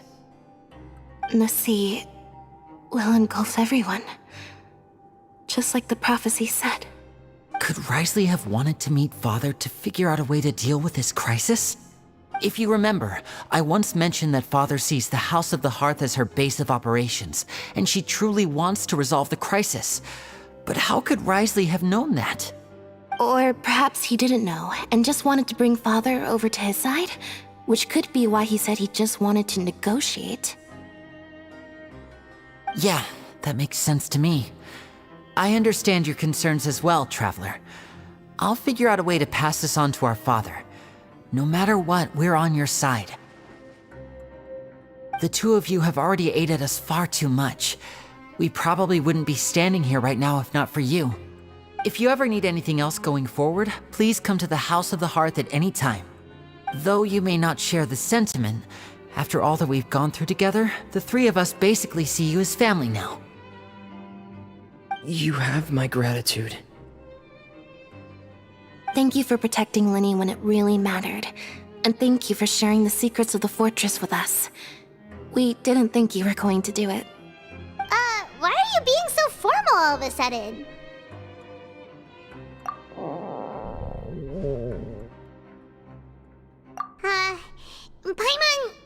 Paimon's hungry.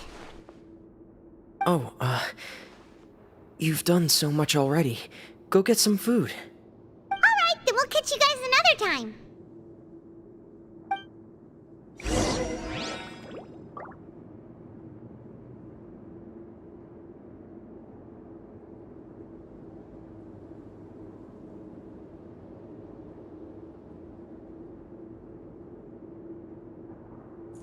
Wouldn't gliding be faster?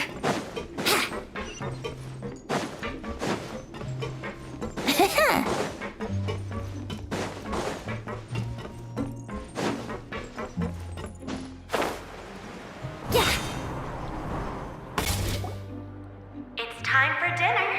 Welfare meals now being served at the coupon cafeteria. Come on, let's go pick up ours as well. Traveler and Paimon! Over here! Are you here for dinner too, Miss Sijween? Mm-hmm. And I'm taking the opportunity to prepare Miss Cloran's dinner as well. Huh. You're right. She's actually sitting in the fortress cafeteria. What would you like to eat?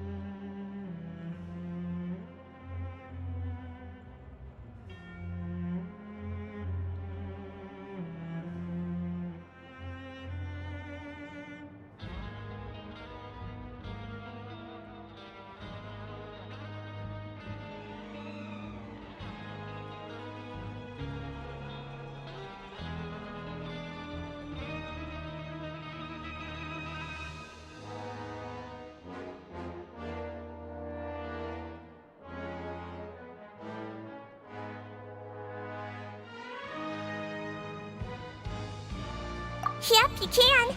I've already talked to our chef, Mr. Wolsey. It's all on me today, so you can get whatever you'd like.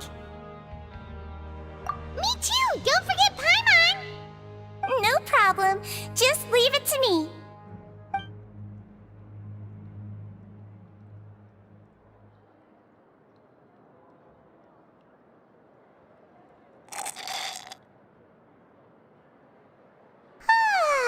So delicious. Paimon's so happy. Paimon wants to feast like this every day. Feeling full yet? How's the food? Delicious. I'm so glad to see you all so happy. Oh, see, the expression on your face just now? The muscle here just moved, which suggests that you're feeling quite relaxed at the moment. Sijween, do you do this to help your patients or to better understand human beings? A bit of both, I suppose. I'm a Melazine, which means I'm very different from human beings. I must know what you're thinking if I want to take good care of you. You're really good at taking care of people. Even though you're so short, you still talk and act like an older sister. Really? You're reminded of an older sister? That's great to hear. Oh, and what did you mean back in Risley's office?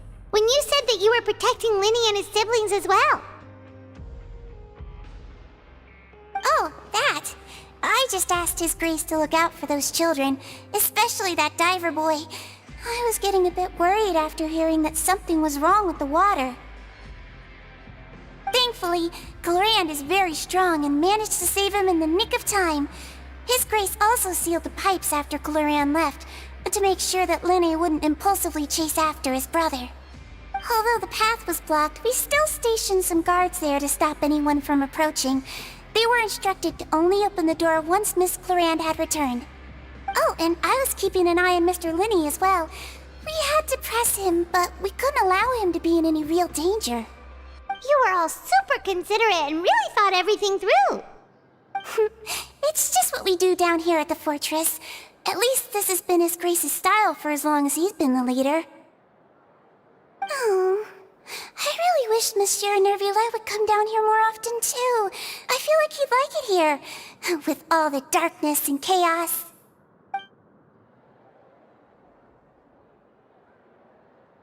Get a good night's rest, you two. You both worked very hard.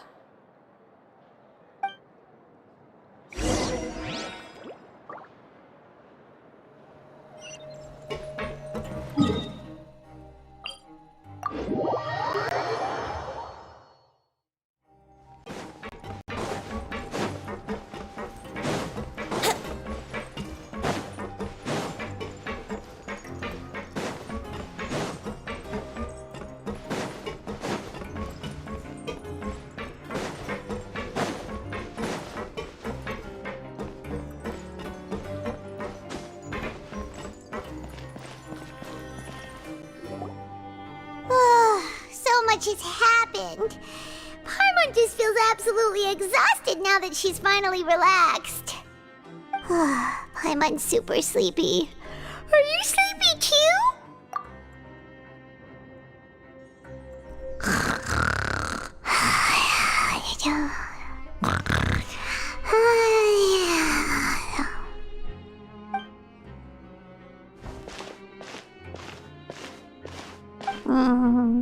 Delicious. Paimon wants seconds for free.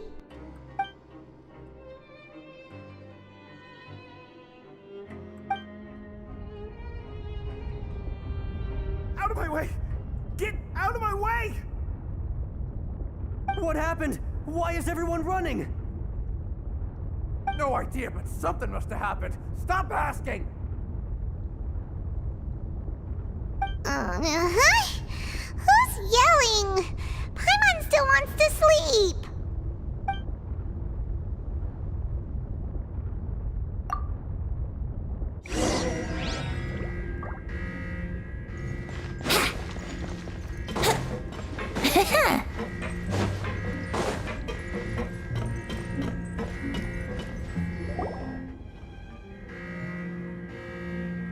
What happened? Why is everyone running around? Hey! What are you doing? No time to explain, mate. Goodbye! Hey! Wait! What's wrong with these people? They won't even talk to us. They're here! There you are! Oh, thank goodness! Quisto and Lavaroon, do you know what happened here? We came here especially to inform you. Something seems to have gone terribly wrong just now. His Grace is telling everyone to evacuate and get out of here. Lavaroon was saying you two are new here and you don't have many friends, so you might slip through the cracks. Haven't you heard all the stories like that? An evacuation is successfully completed, yet you only find out once you do a head count that 1 or 2 people are missing. Wait, weren't you the one who brought that up? Why is it suddenly my idea? Hey, shut up! Okay, whatever. The point is, you should come with us. Yeah, he said to get as far away as possible, upwards and outwards.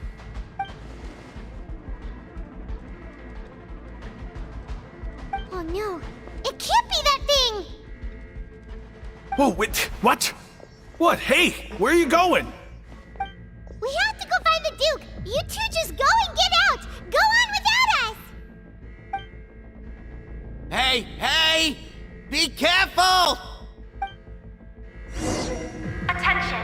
Please evacuate upwards and outwards, upwards and outwards. If you're already at the topmost layer, then try to move as far outwards as possible.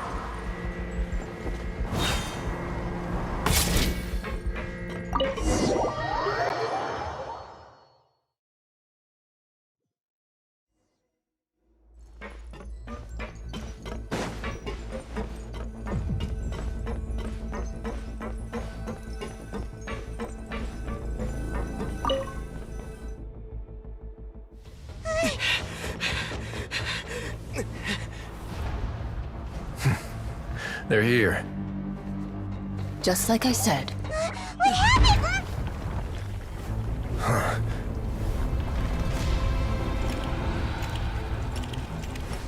You're just in time. But be ready to run.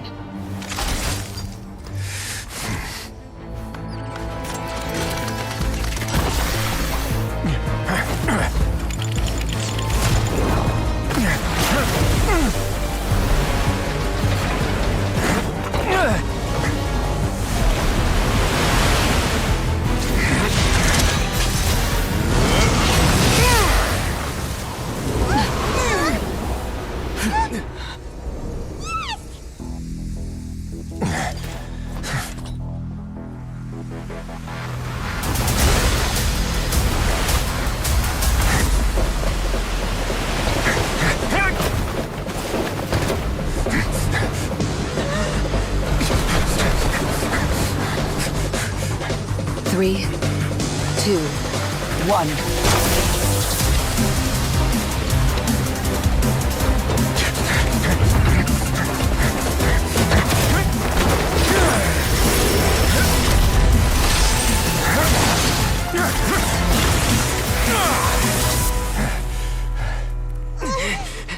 This won't hold it for long. Find Neuvillette. Tell him the defenses are about to collapse. Then what will happen to you? Until he arrives, we're the last line of defense.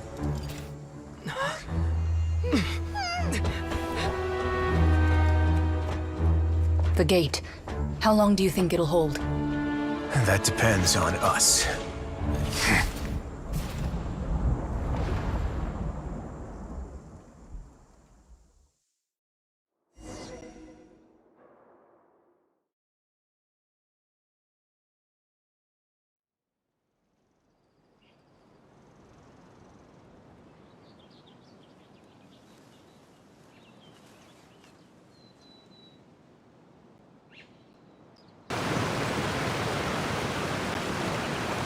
Neuvillette? Why are you here? Traveler, I need you to head to the Opera House immediately. Furina will soon be meeting with the knave there. You must protect Furina, and make sure she doesn't spend too much time alone with her. Will do. You have my sincerest gratitude.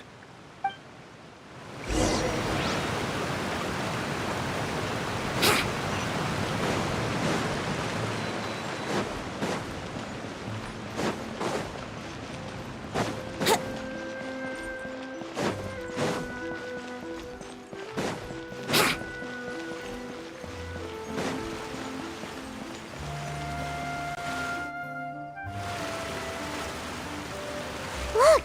There are a ton of Fatui and Palais Mermonia people over there! The knave is probably here already. We need to hurry! Are you two the Traveler and Paimon? Monsieur Neuvillette has left instructions. Please follow me. Though I'm sure he's already explained, this should be a mostly cordial conversation, unlikely to give rise to violence. But it would be most appreciated if you could protect Lady Furina to the best of your abilities.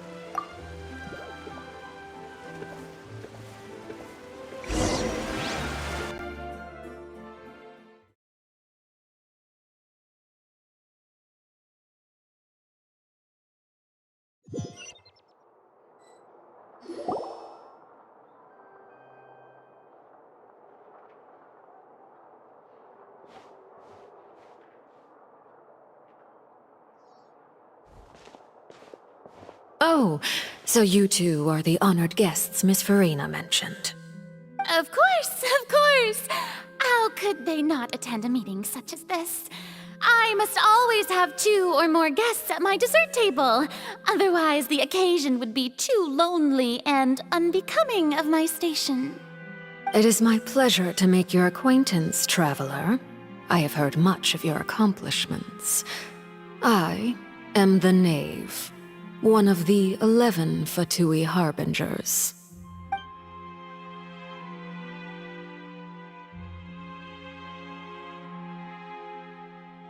I've already prepared seats for you. Come, sit beside me. Perhaps you two are unaware of how Miss Furina and I do things. You see, We actually recently agreed to get together for tea when we had the time. See this? This is a limited type of confectionery that Miss Farina simply adores. There are only 16 slices sold every day. Here, why don't you and Paimon have a taste?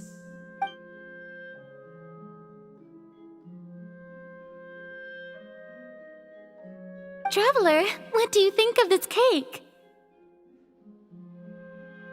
That's good to hear. So what Child said was on the mark after all. You do share a taste in desserts with Farina and I.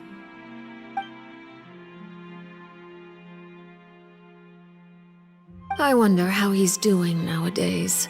You must have heard, right? He's suddenly gone missing. I'm really worried about his safety, you know. Here's to hoping that he's an excellent swimmer. Since we're talking about him, I feel like I should add something. His martial prowess really looked certainly pretty impressive, yeah.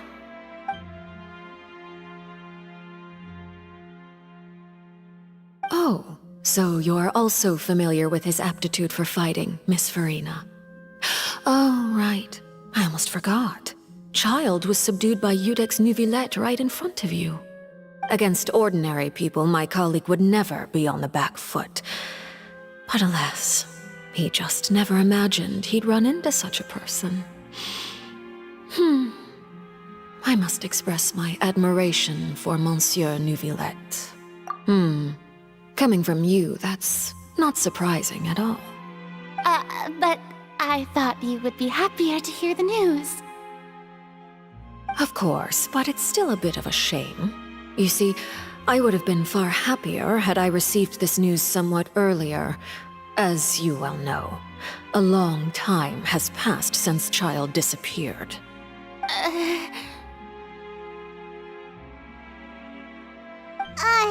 Well, in any case, there's no need to worry. We know for sure that Child is still alive. Oh, and just how do you know that? Because we found evidence that proved he left the Fortress of Meripede. And where did he go after leaving the fortress? Well...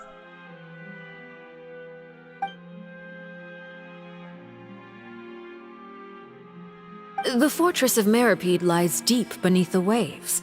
Unless he pranced right out of the main gate, he must have had to swim for it. Do you have any proof that he surfaced safely? Ah, that is good news at least.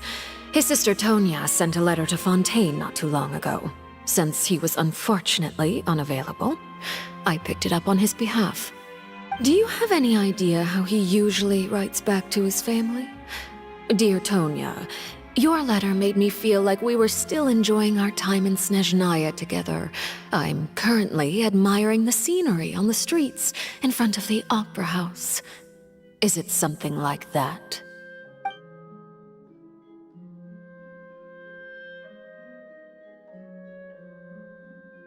All letters tend to follow the same few formats anyway, right? As long as the contents are accurate, it doesn't matter so much how it's written or how it's worded.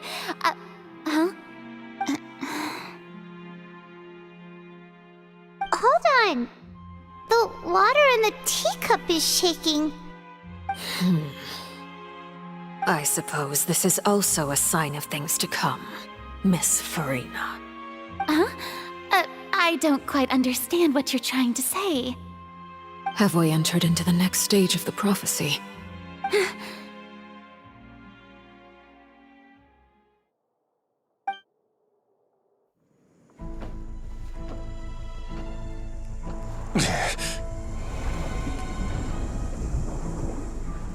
My thanks to you both.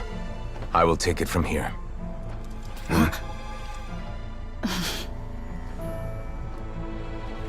Sure you don't need a hand?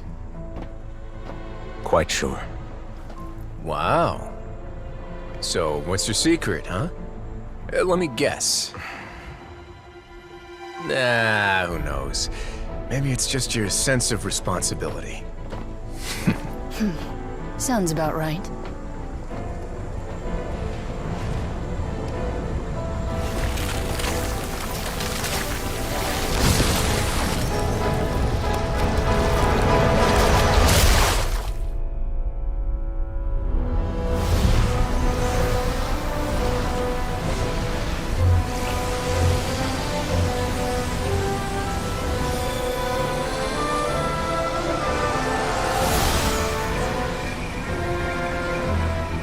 day may come when the prophecy is fulfilled and the waters burst forth. But it is not this day! This ancient power could easily obliterate an entire race.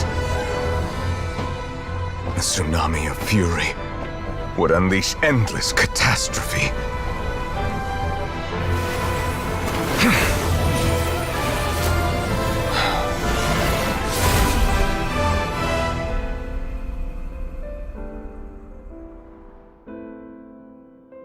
This sentence is too severe. Forgive me for overruling it.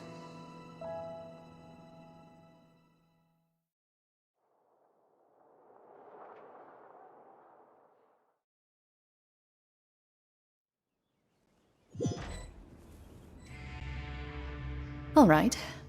Seems like the problem inside has been suppressed. Let me guess, we're safe for now. Indeed. But only for now. I win this bet. You owe me a present.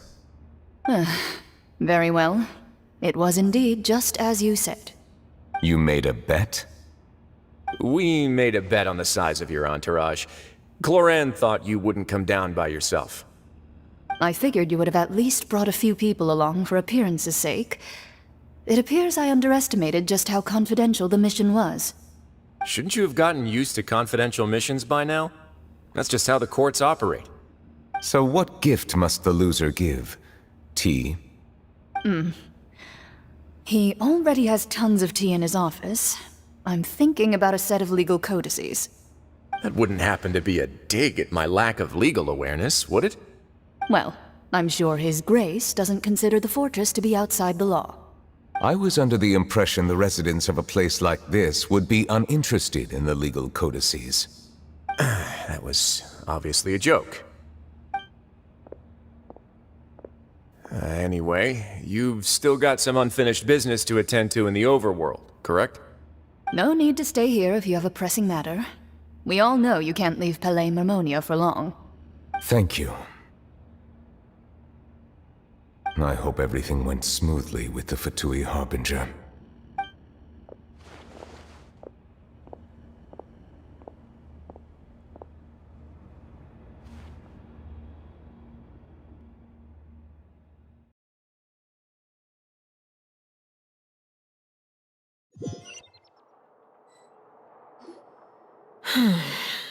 I must say, we've spent long enough playing house. Miss Farina, as the Hydro Archon, I am sure you understand the exact meaning of the phenomenon we just witnessed. Or should I say, that's what I originally thought. But looking at your expression, was I wrong? And you haven't a clue?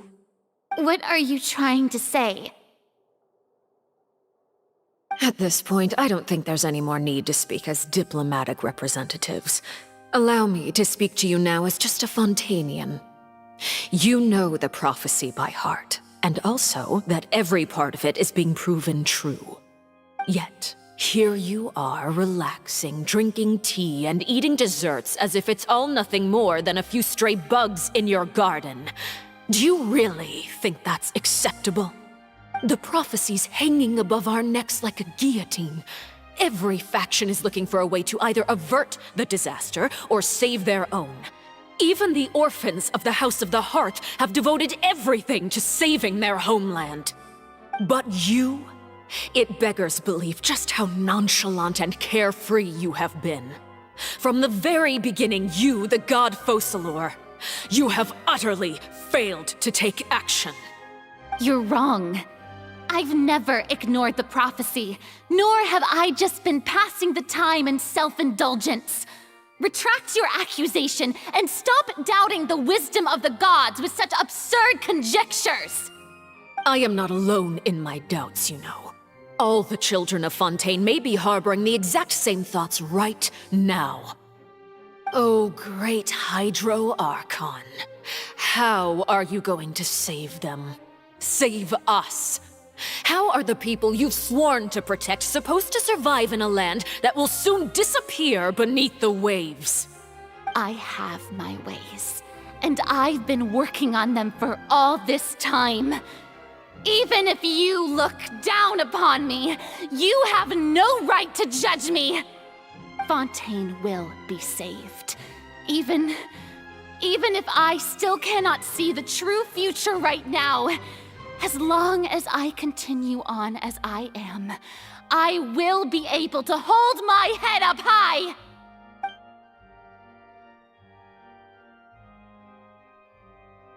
Then I ask you, Miss Farina, just what have you been working on? Where can we see it, and what is it doing to help?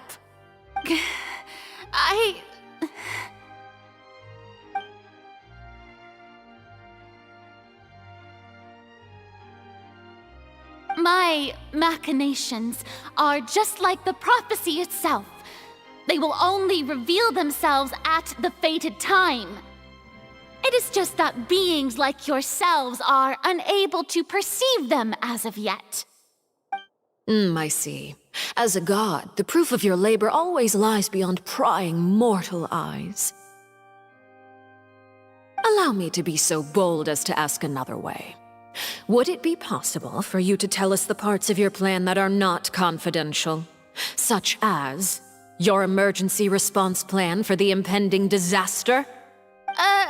An emergency response plan? Oh, that look in your eyes. Have you not even prepared one of those? The emergency response plan is also strictly confidential. Then allow me to jog your memory. Miss Farina, what is the purpose of your Oratrice Mécanique d'Analyse Cardinal? And what do you plan to do with the massive amounts of indemnitium that has accumulated over the years? The Oratrice? It's just like it appears to be. So you also have no idea. If I'm not mistaken, someone's using it to prepare for something. But unfortunately, it would seem that someone is not you, Miss Farina. I first caught wind of this when Lyney tried to investigate the Oratrice in the Opera House. You see, even just getting close to the core contaminated him with an extremely large amount of indemnitium. But even if that had nothing to do with you, then what could you possibly be working on, oh great Hydro Archon? Oh, right. I almost forgot. Udex Neuvillette is not at the tea party with us today. Miss Farina, I suppose you must have ordered him away to take care of some troublesome business. Yes, that's exactly right. Please keep it a secret for me. Of course I will. Although, I must say, Miss Farina, you seem quite insecure without the Udex by your side. Oh, very well. Let's stop that conversation here. There are still a few slices of cake left, so please, help yourselves, everyone.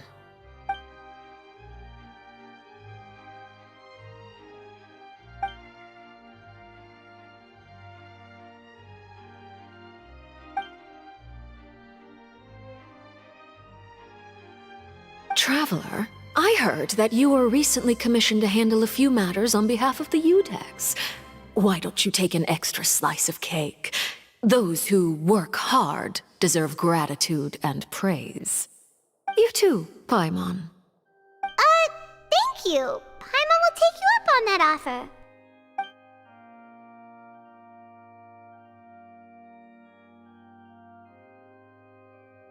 Oh, Paimon's super full. That cake was great.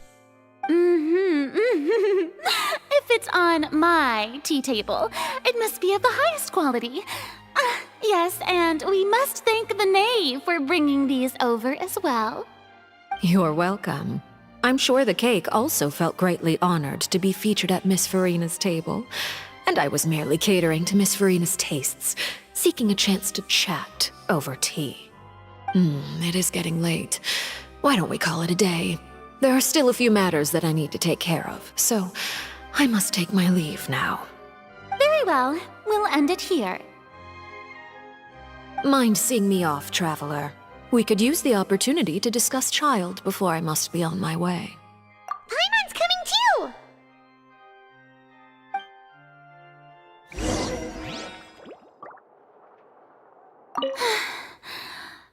party turned out to be even more difficult than I'd imagined.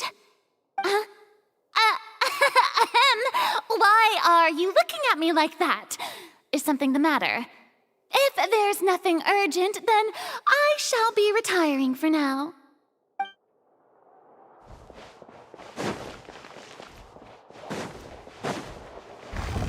Bombs away!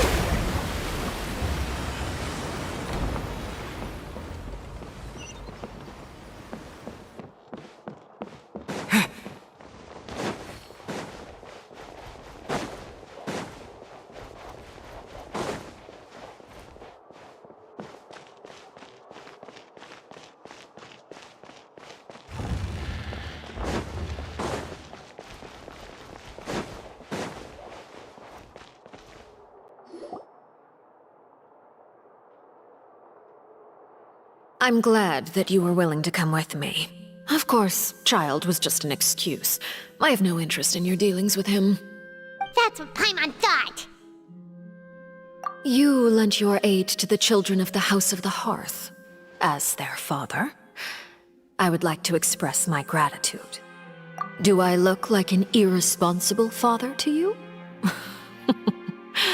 The House of the Hearth is very important to me. You should know that I care deeply about my children. That was all. Formal topics should be discussed in formal settings, and informal topics in informal settings. I know you just returned from the fortress of Masquerade. Relax. I have no intention of trying to get anything out of you. Lyney, Lynette, and Fremine are still there, and I trust their judgment and abilities.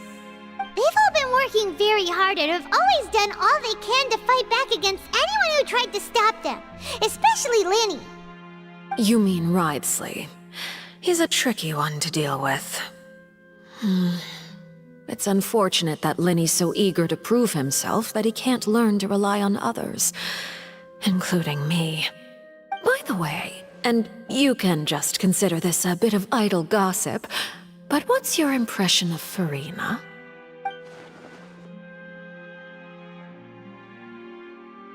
You are outside of our disputes, and the freest person in all of Fontaine, able to move around most easily.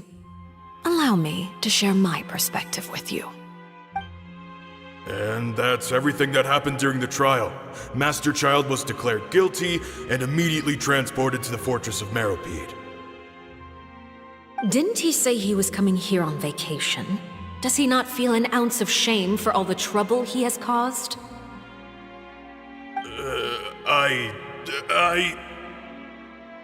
Forget it. He did give us an opportunity. I will be meeting someone shortly. Do you require help with any preparations? No need. I will take care of it myself. I need to meet with Furina, the Hydro Archon. She is at the heart of Fontaine. But what's fascinating about her is that she often seems more like a celebrity than a working Archon. Oh? Come over here, you little critter, you!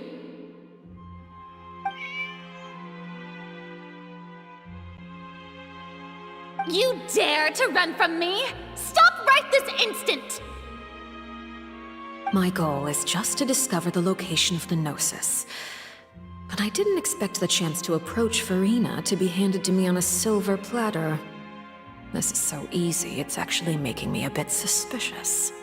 Anything left unguarded is usually just bait.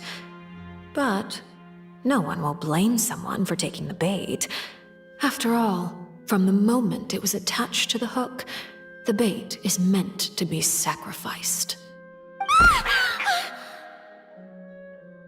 It's just as I guessed in the second before I struck. The Hydronosis is not currently held by the Archon. In fact, this Archon doesn't seem like a god at all. And I sense that she's under some kind of curse. Who are you? And what are you trying to do? Please don't kill me! I'm begging you, please! The fear in her pupils is genuine, so perhaps she's not bait after all. Either way, targeting her has lost all meaning. I left the scene with ease. Nobody came looking for me, and nobody could serve as a witness to my near assassination of Focalor. I suspect even Farina dares not mention this incident to anyone. Not long after, my informants confirmed what I had guessed. After returning to her quarters, Farina quietly cried alone. She was so scared that she could not sleep that night, nor could she even bring herself to eat her cake. There's no doubt that there's something wrong with her. I began to entertain the possibility that she is not the true Hydro Archon. Perhaps Iudex Neuvillette is actually the genuine article. I have to find the Gnosis. If the Neuvillette hypothesis is correct, he is probably in possession of it. Alternatively, it might have been hidden in a place that's hard for ordinary people to access. Yes, Father. My dear children, please speak. News from the Fortress of Meripede. Master Child has gone missing. On top of that, the contacts and guards we bribed at the fortress have all gone quiet as well. Probably the handiwork of that Ridesley. I'm afraid so. This is a good opportunity. The value of a Harbinger is much higher than most would imagine. We now have an excuse to exert diplomatic pressure on the Fontaine authorities. Set up a meeting for me. I would like to meet the Hydro Archon and Iudex Neuvillette. Oh, and I have an additional mission for you three. Yes, Father.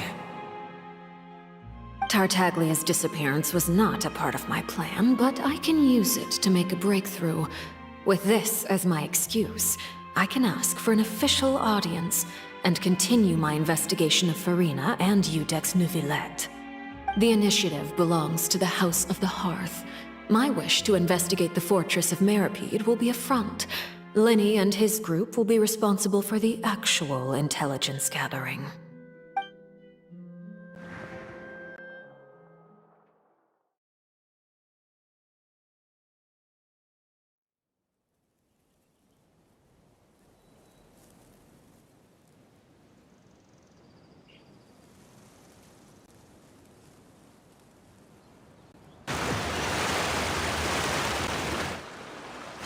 You should know the rest. Lyney's group is quite close to you, so they wouldn't have hidden anything from you. You attacked the Hydro Archon? It wouldn't mean anything, even if you shouted it from the rooftops. After all, even Farina herself is still pretending that nothing of that sort ever happened. Alright then. I've now had 2 chances to enjoy tea with Farina. I have to say, the leadership of Fontaine is even more inscrutable than I had imagined. I once surmised that Iudex Neuvillette must be the Hydro Archon, but now, that doesn't seem right to me either. I am a servant of Her Majesty the Tsaritsa. Over my years of service, I've learned how a real Archon conducts and carries themselves. Whether Iudex Neuvillette or Farina, neither fits the bill. It's hard to imagine either of them as the Archon. Of course, that is all just how I feel. Gut feelings often do not require justification. It is, however, quite amusing to me that after all my years working in intelligence gathering, I've come to realize I am at a complete loss regarding the identity of the god of the land of my birth. Don't you think Fontaine is quite intriguing? A catastrophe looms, yet many secrets have yet to rise to the surface. It looks like Fontainians will have no choice but to save themselves. Ultimately, though, one must survive in order to do anything else. Should the need arise, I would be happy to cooperate with you. You don't need to commit to anything right now, of course. I have a feeling that the situation will continue to evolve, and as your name is often connected with noble deeds, I'm sure we will work together someday. He certainly returned quickly. You must want to catch up with each other, so I'll leave you to him.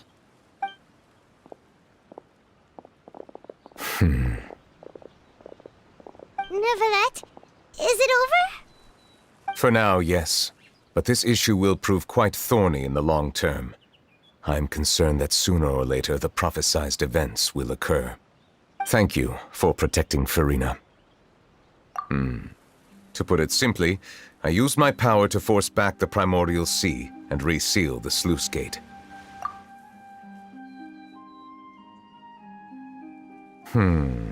So as expected, the Knave has turned up the pressure on Furina.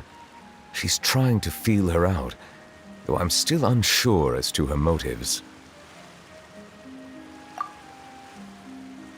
Permission granted.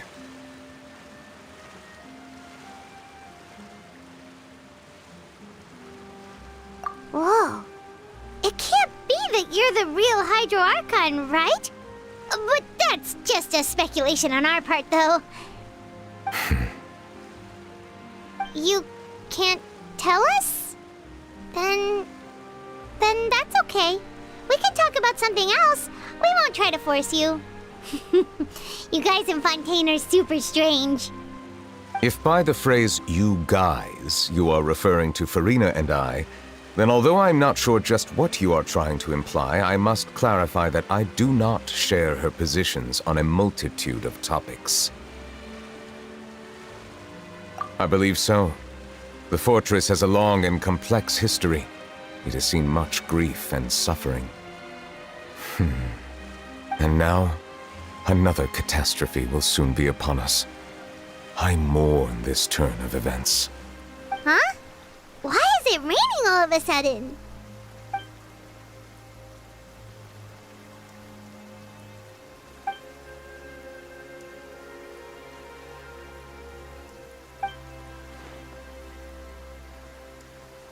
You may be closer to the truth than you think. Oh? And what are you thinking? The dragon of... what? Huh? Please do not be so surprised. Furina? Neuvillette, are you listening? My apologies. We were just guessing randomly. We didn't guess right, did we? You're not actually the Dragon Sovereign of Water, right? Well, if you don't want to confirm or deny... You guessed correctly. I sincerely hope you'll be able to keep this a secret for me. Right, of course. We'll definitely help you keep it a secret. There's still something Paimon wants to ask you, though. Please, go ahead. Well, if you are the Dragon Sovereign of Water, and you were able to force back the Primordial Sea from the fortress, then since Fontaine's prophecy is all about seawater, couldn't you just use your power to solve the crisis? None of the currently living dragon sovereigns in the world, myself included, possess our full dragonhood. They say that when the first usurper arrived on Tivat, they seized a part of the dragon's power. Today, that stolen power is the basis of the Archon's authorities. There are 7 elemental Archons and 7 matching dragon sovereigns. The dragon sovereign of water who lived through that era perished a long time ago. As their successor, I know far less of that part of our ancient history. In any case, I believe I will not be able to do much unless the Archon disappears and returns their elemental authority to me. Given the status quo, however, I would recommend finding another way to deal with the prophecy. Oh, so even you can't solve it. I still have some urgent matters to attend to at my office. If you have any more questions regarding ancient history, you are welcome to discuss them with me at a later time. Please go right ahead. There's a place that Paimon wants to go too. Traveler, why don't we pay another visit to the Fortress of Meripede? Paimon is a little worried. We'll see you another time. Take care.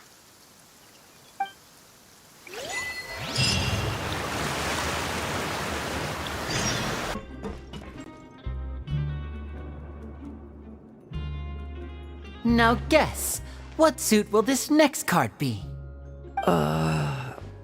A bare-teethed cat? Well, well, look who it is. Traveler, Paimon. Hello, everyone. Looks like you're recovering nicely from it, eh? Mm-hmm. Thanks to everyone's support.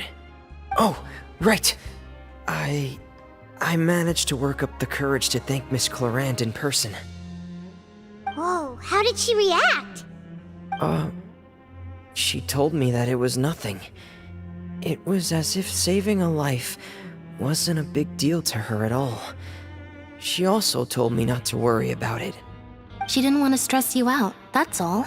She's right, and it's best not to dwell on it. Yeah. Okay, but check this out. We went back to the Opera House and we met the Knave. You met Father? Did she say anything to you?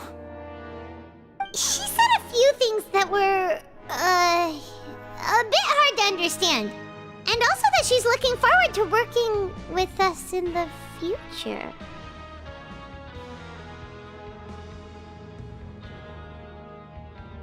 Her attitude towards you is even better than what we'd imagined. That's fantastic. You should believe her. She has her own way of doing things, and she'll do everything in her power to help those she considers close, which now might also include you. Mm-hmm. Father is very capable, and also trustworthy. Oh, Paimon just remembered that she thought Lyney was a bit too proud as well. She said that you should learn how to rely on others sometimes. Got it. Huh. That does sound like something that Father would say. Hey! Are you going to stay here for the next few days? Looks like it, yeah. Excellent. I will host a tea party. For real? Then Paimon wants another serving of cake. Another implies that you were already served some delicious cake while you were up there. How lovely. Well, next time, you're going to have tea and snacks with us.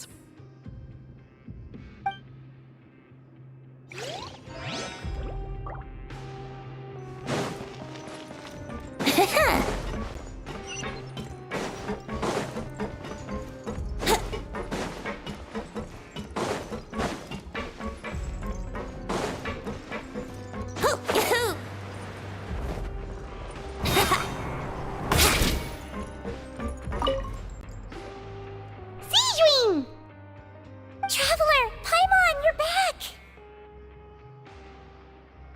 Are you still doing all right? Did either of you get hurt?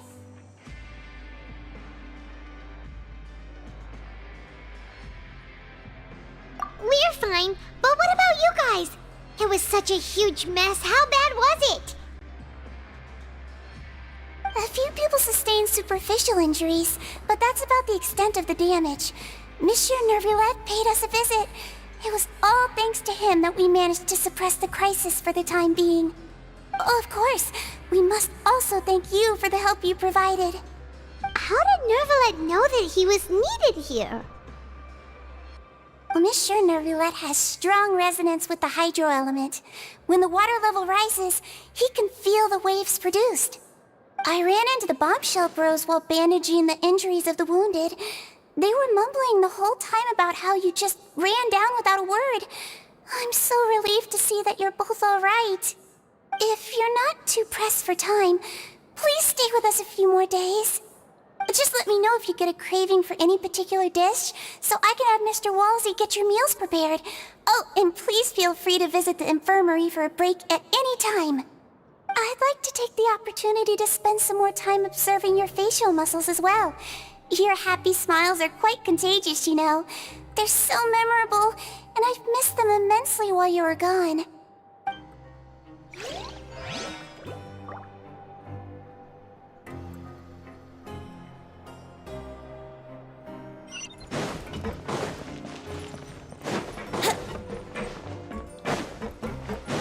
Wouldn't gliding be faster?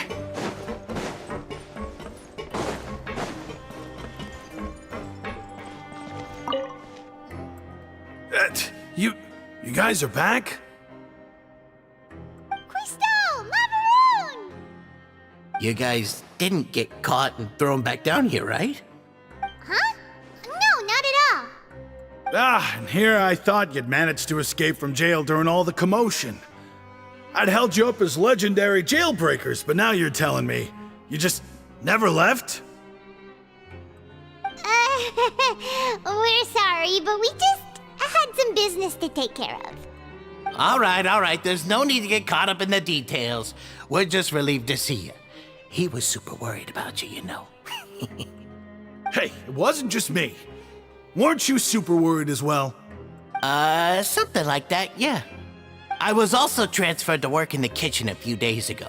I can still hear Quisto mumbling to the carrots. Are those two all right? Do you think they made it out alive? Whenever he'd say that, I'd tell him I'm sure they're fine. Wherever they are, they're kicking back with drinks in hand, enjoying the lovely scenery. Hey, there's nothing wrong with worrying about your prison pals. Is there? I mean, considering how they always love listening to all my gossip. These two. They sure are a lot warmer and friendlier than when Paimon first met them.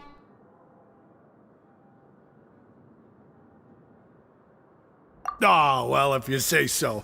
I'll be watching you to make sure you finish every last bite.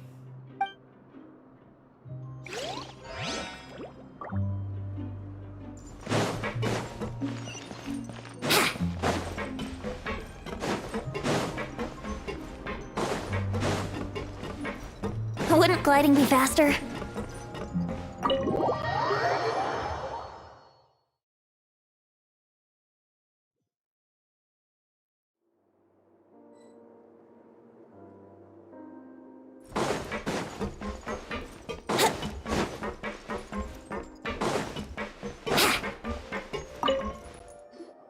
Jurier, Miss Sijween told me you still haven't eaten.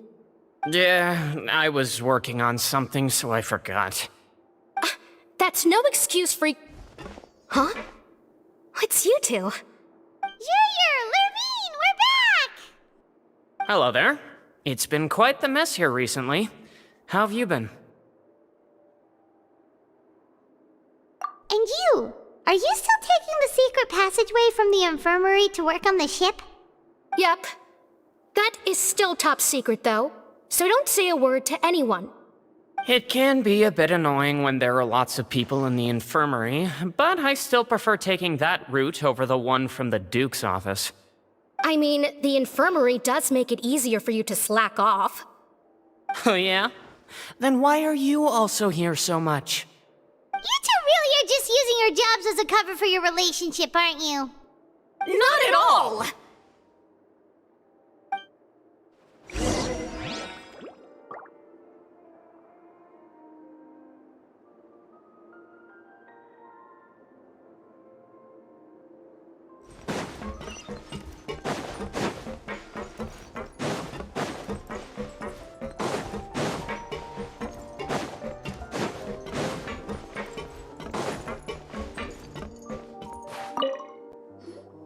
Do my eyes deceive me, or did I just see two inmates come back after making it to the surface?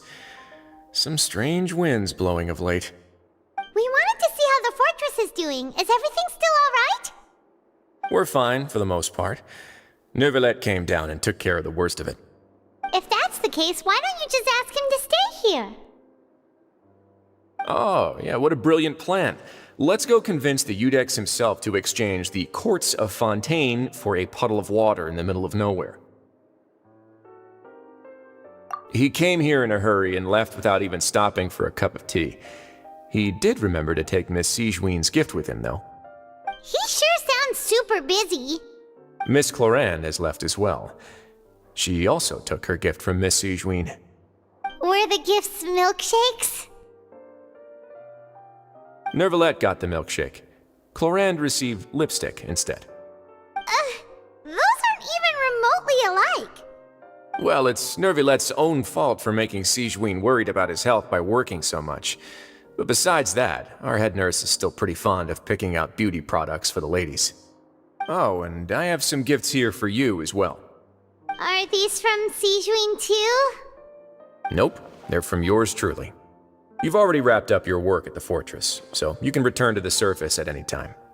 You haven't yet served your full prison term, however, so you may continue to use your cell until your term is up.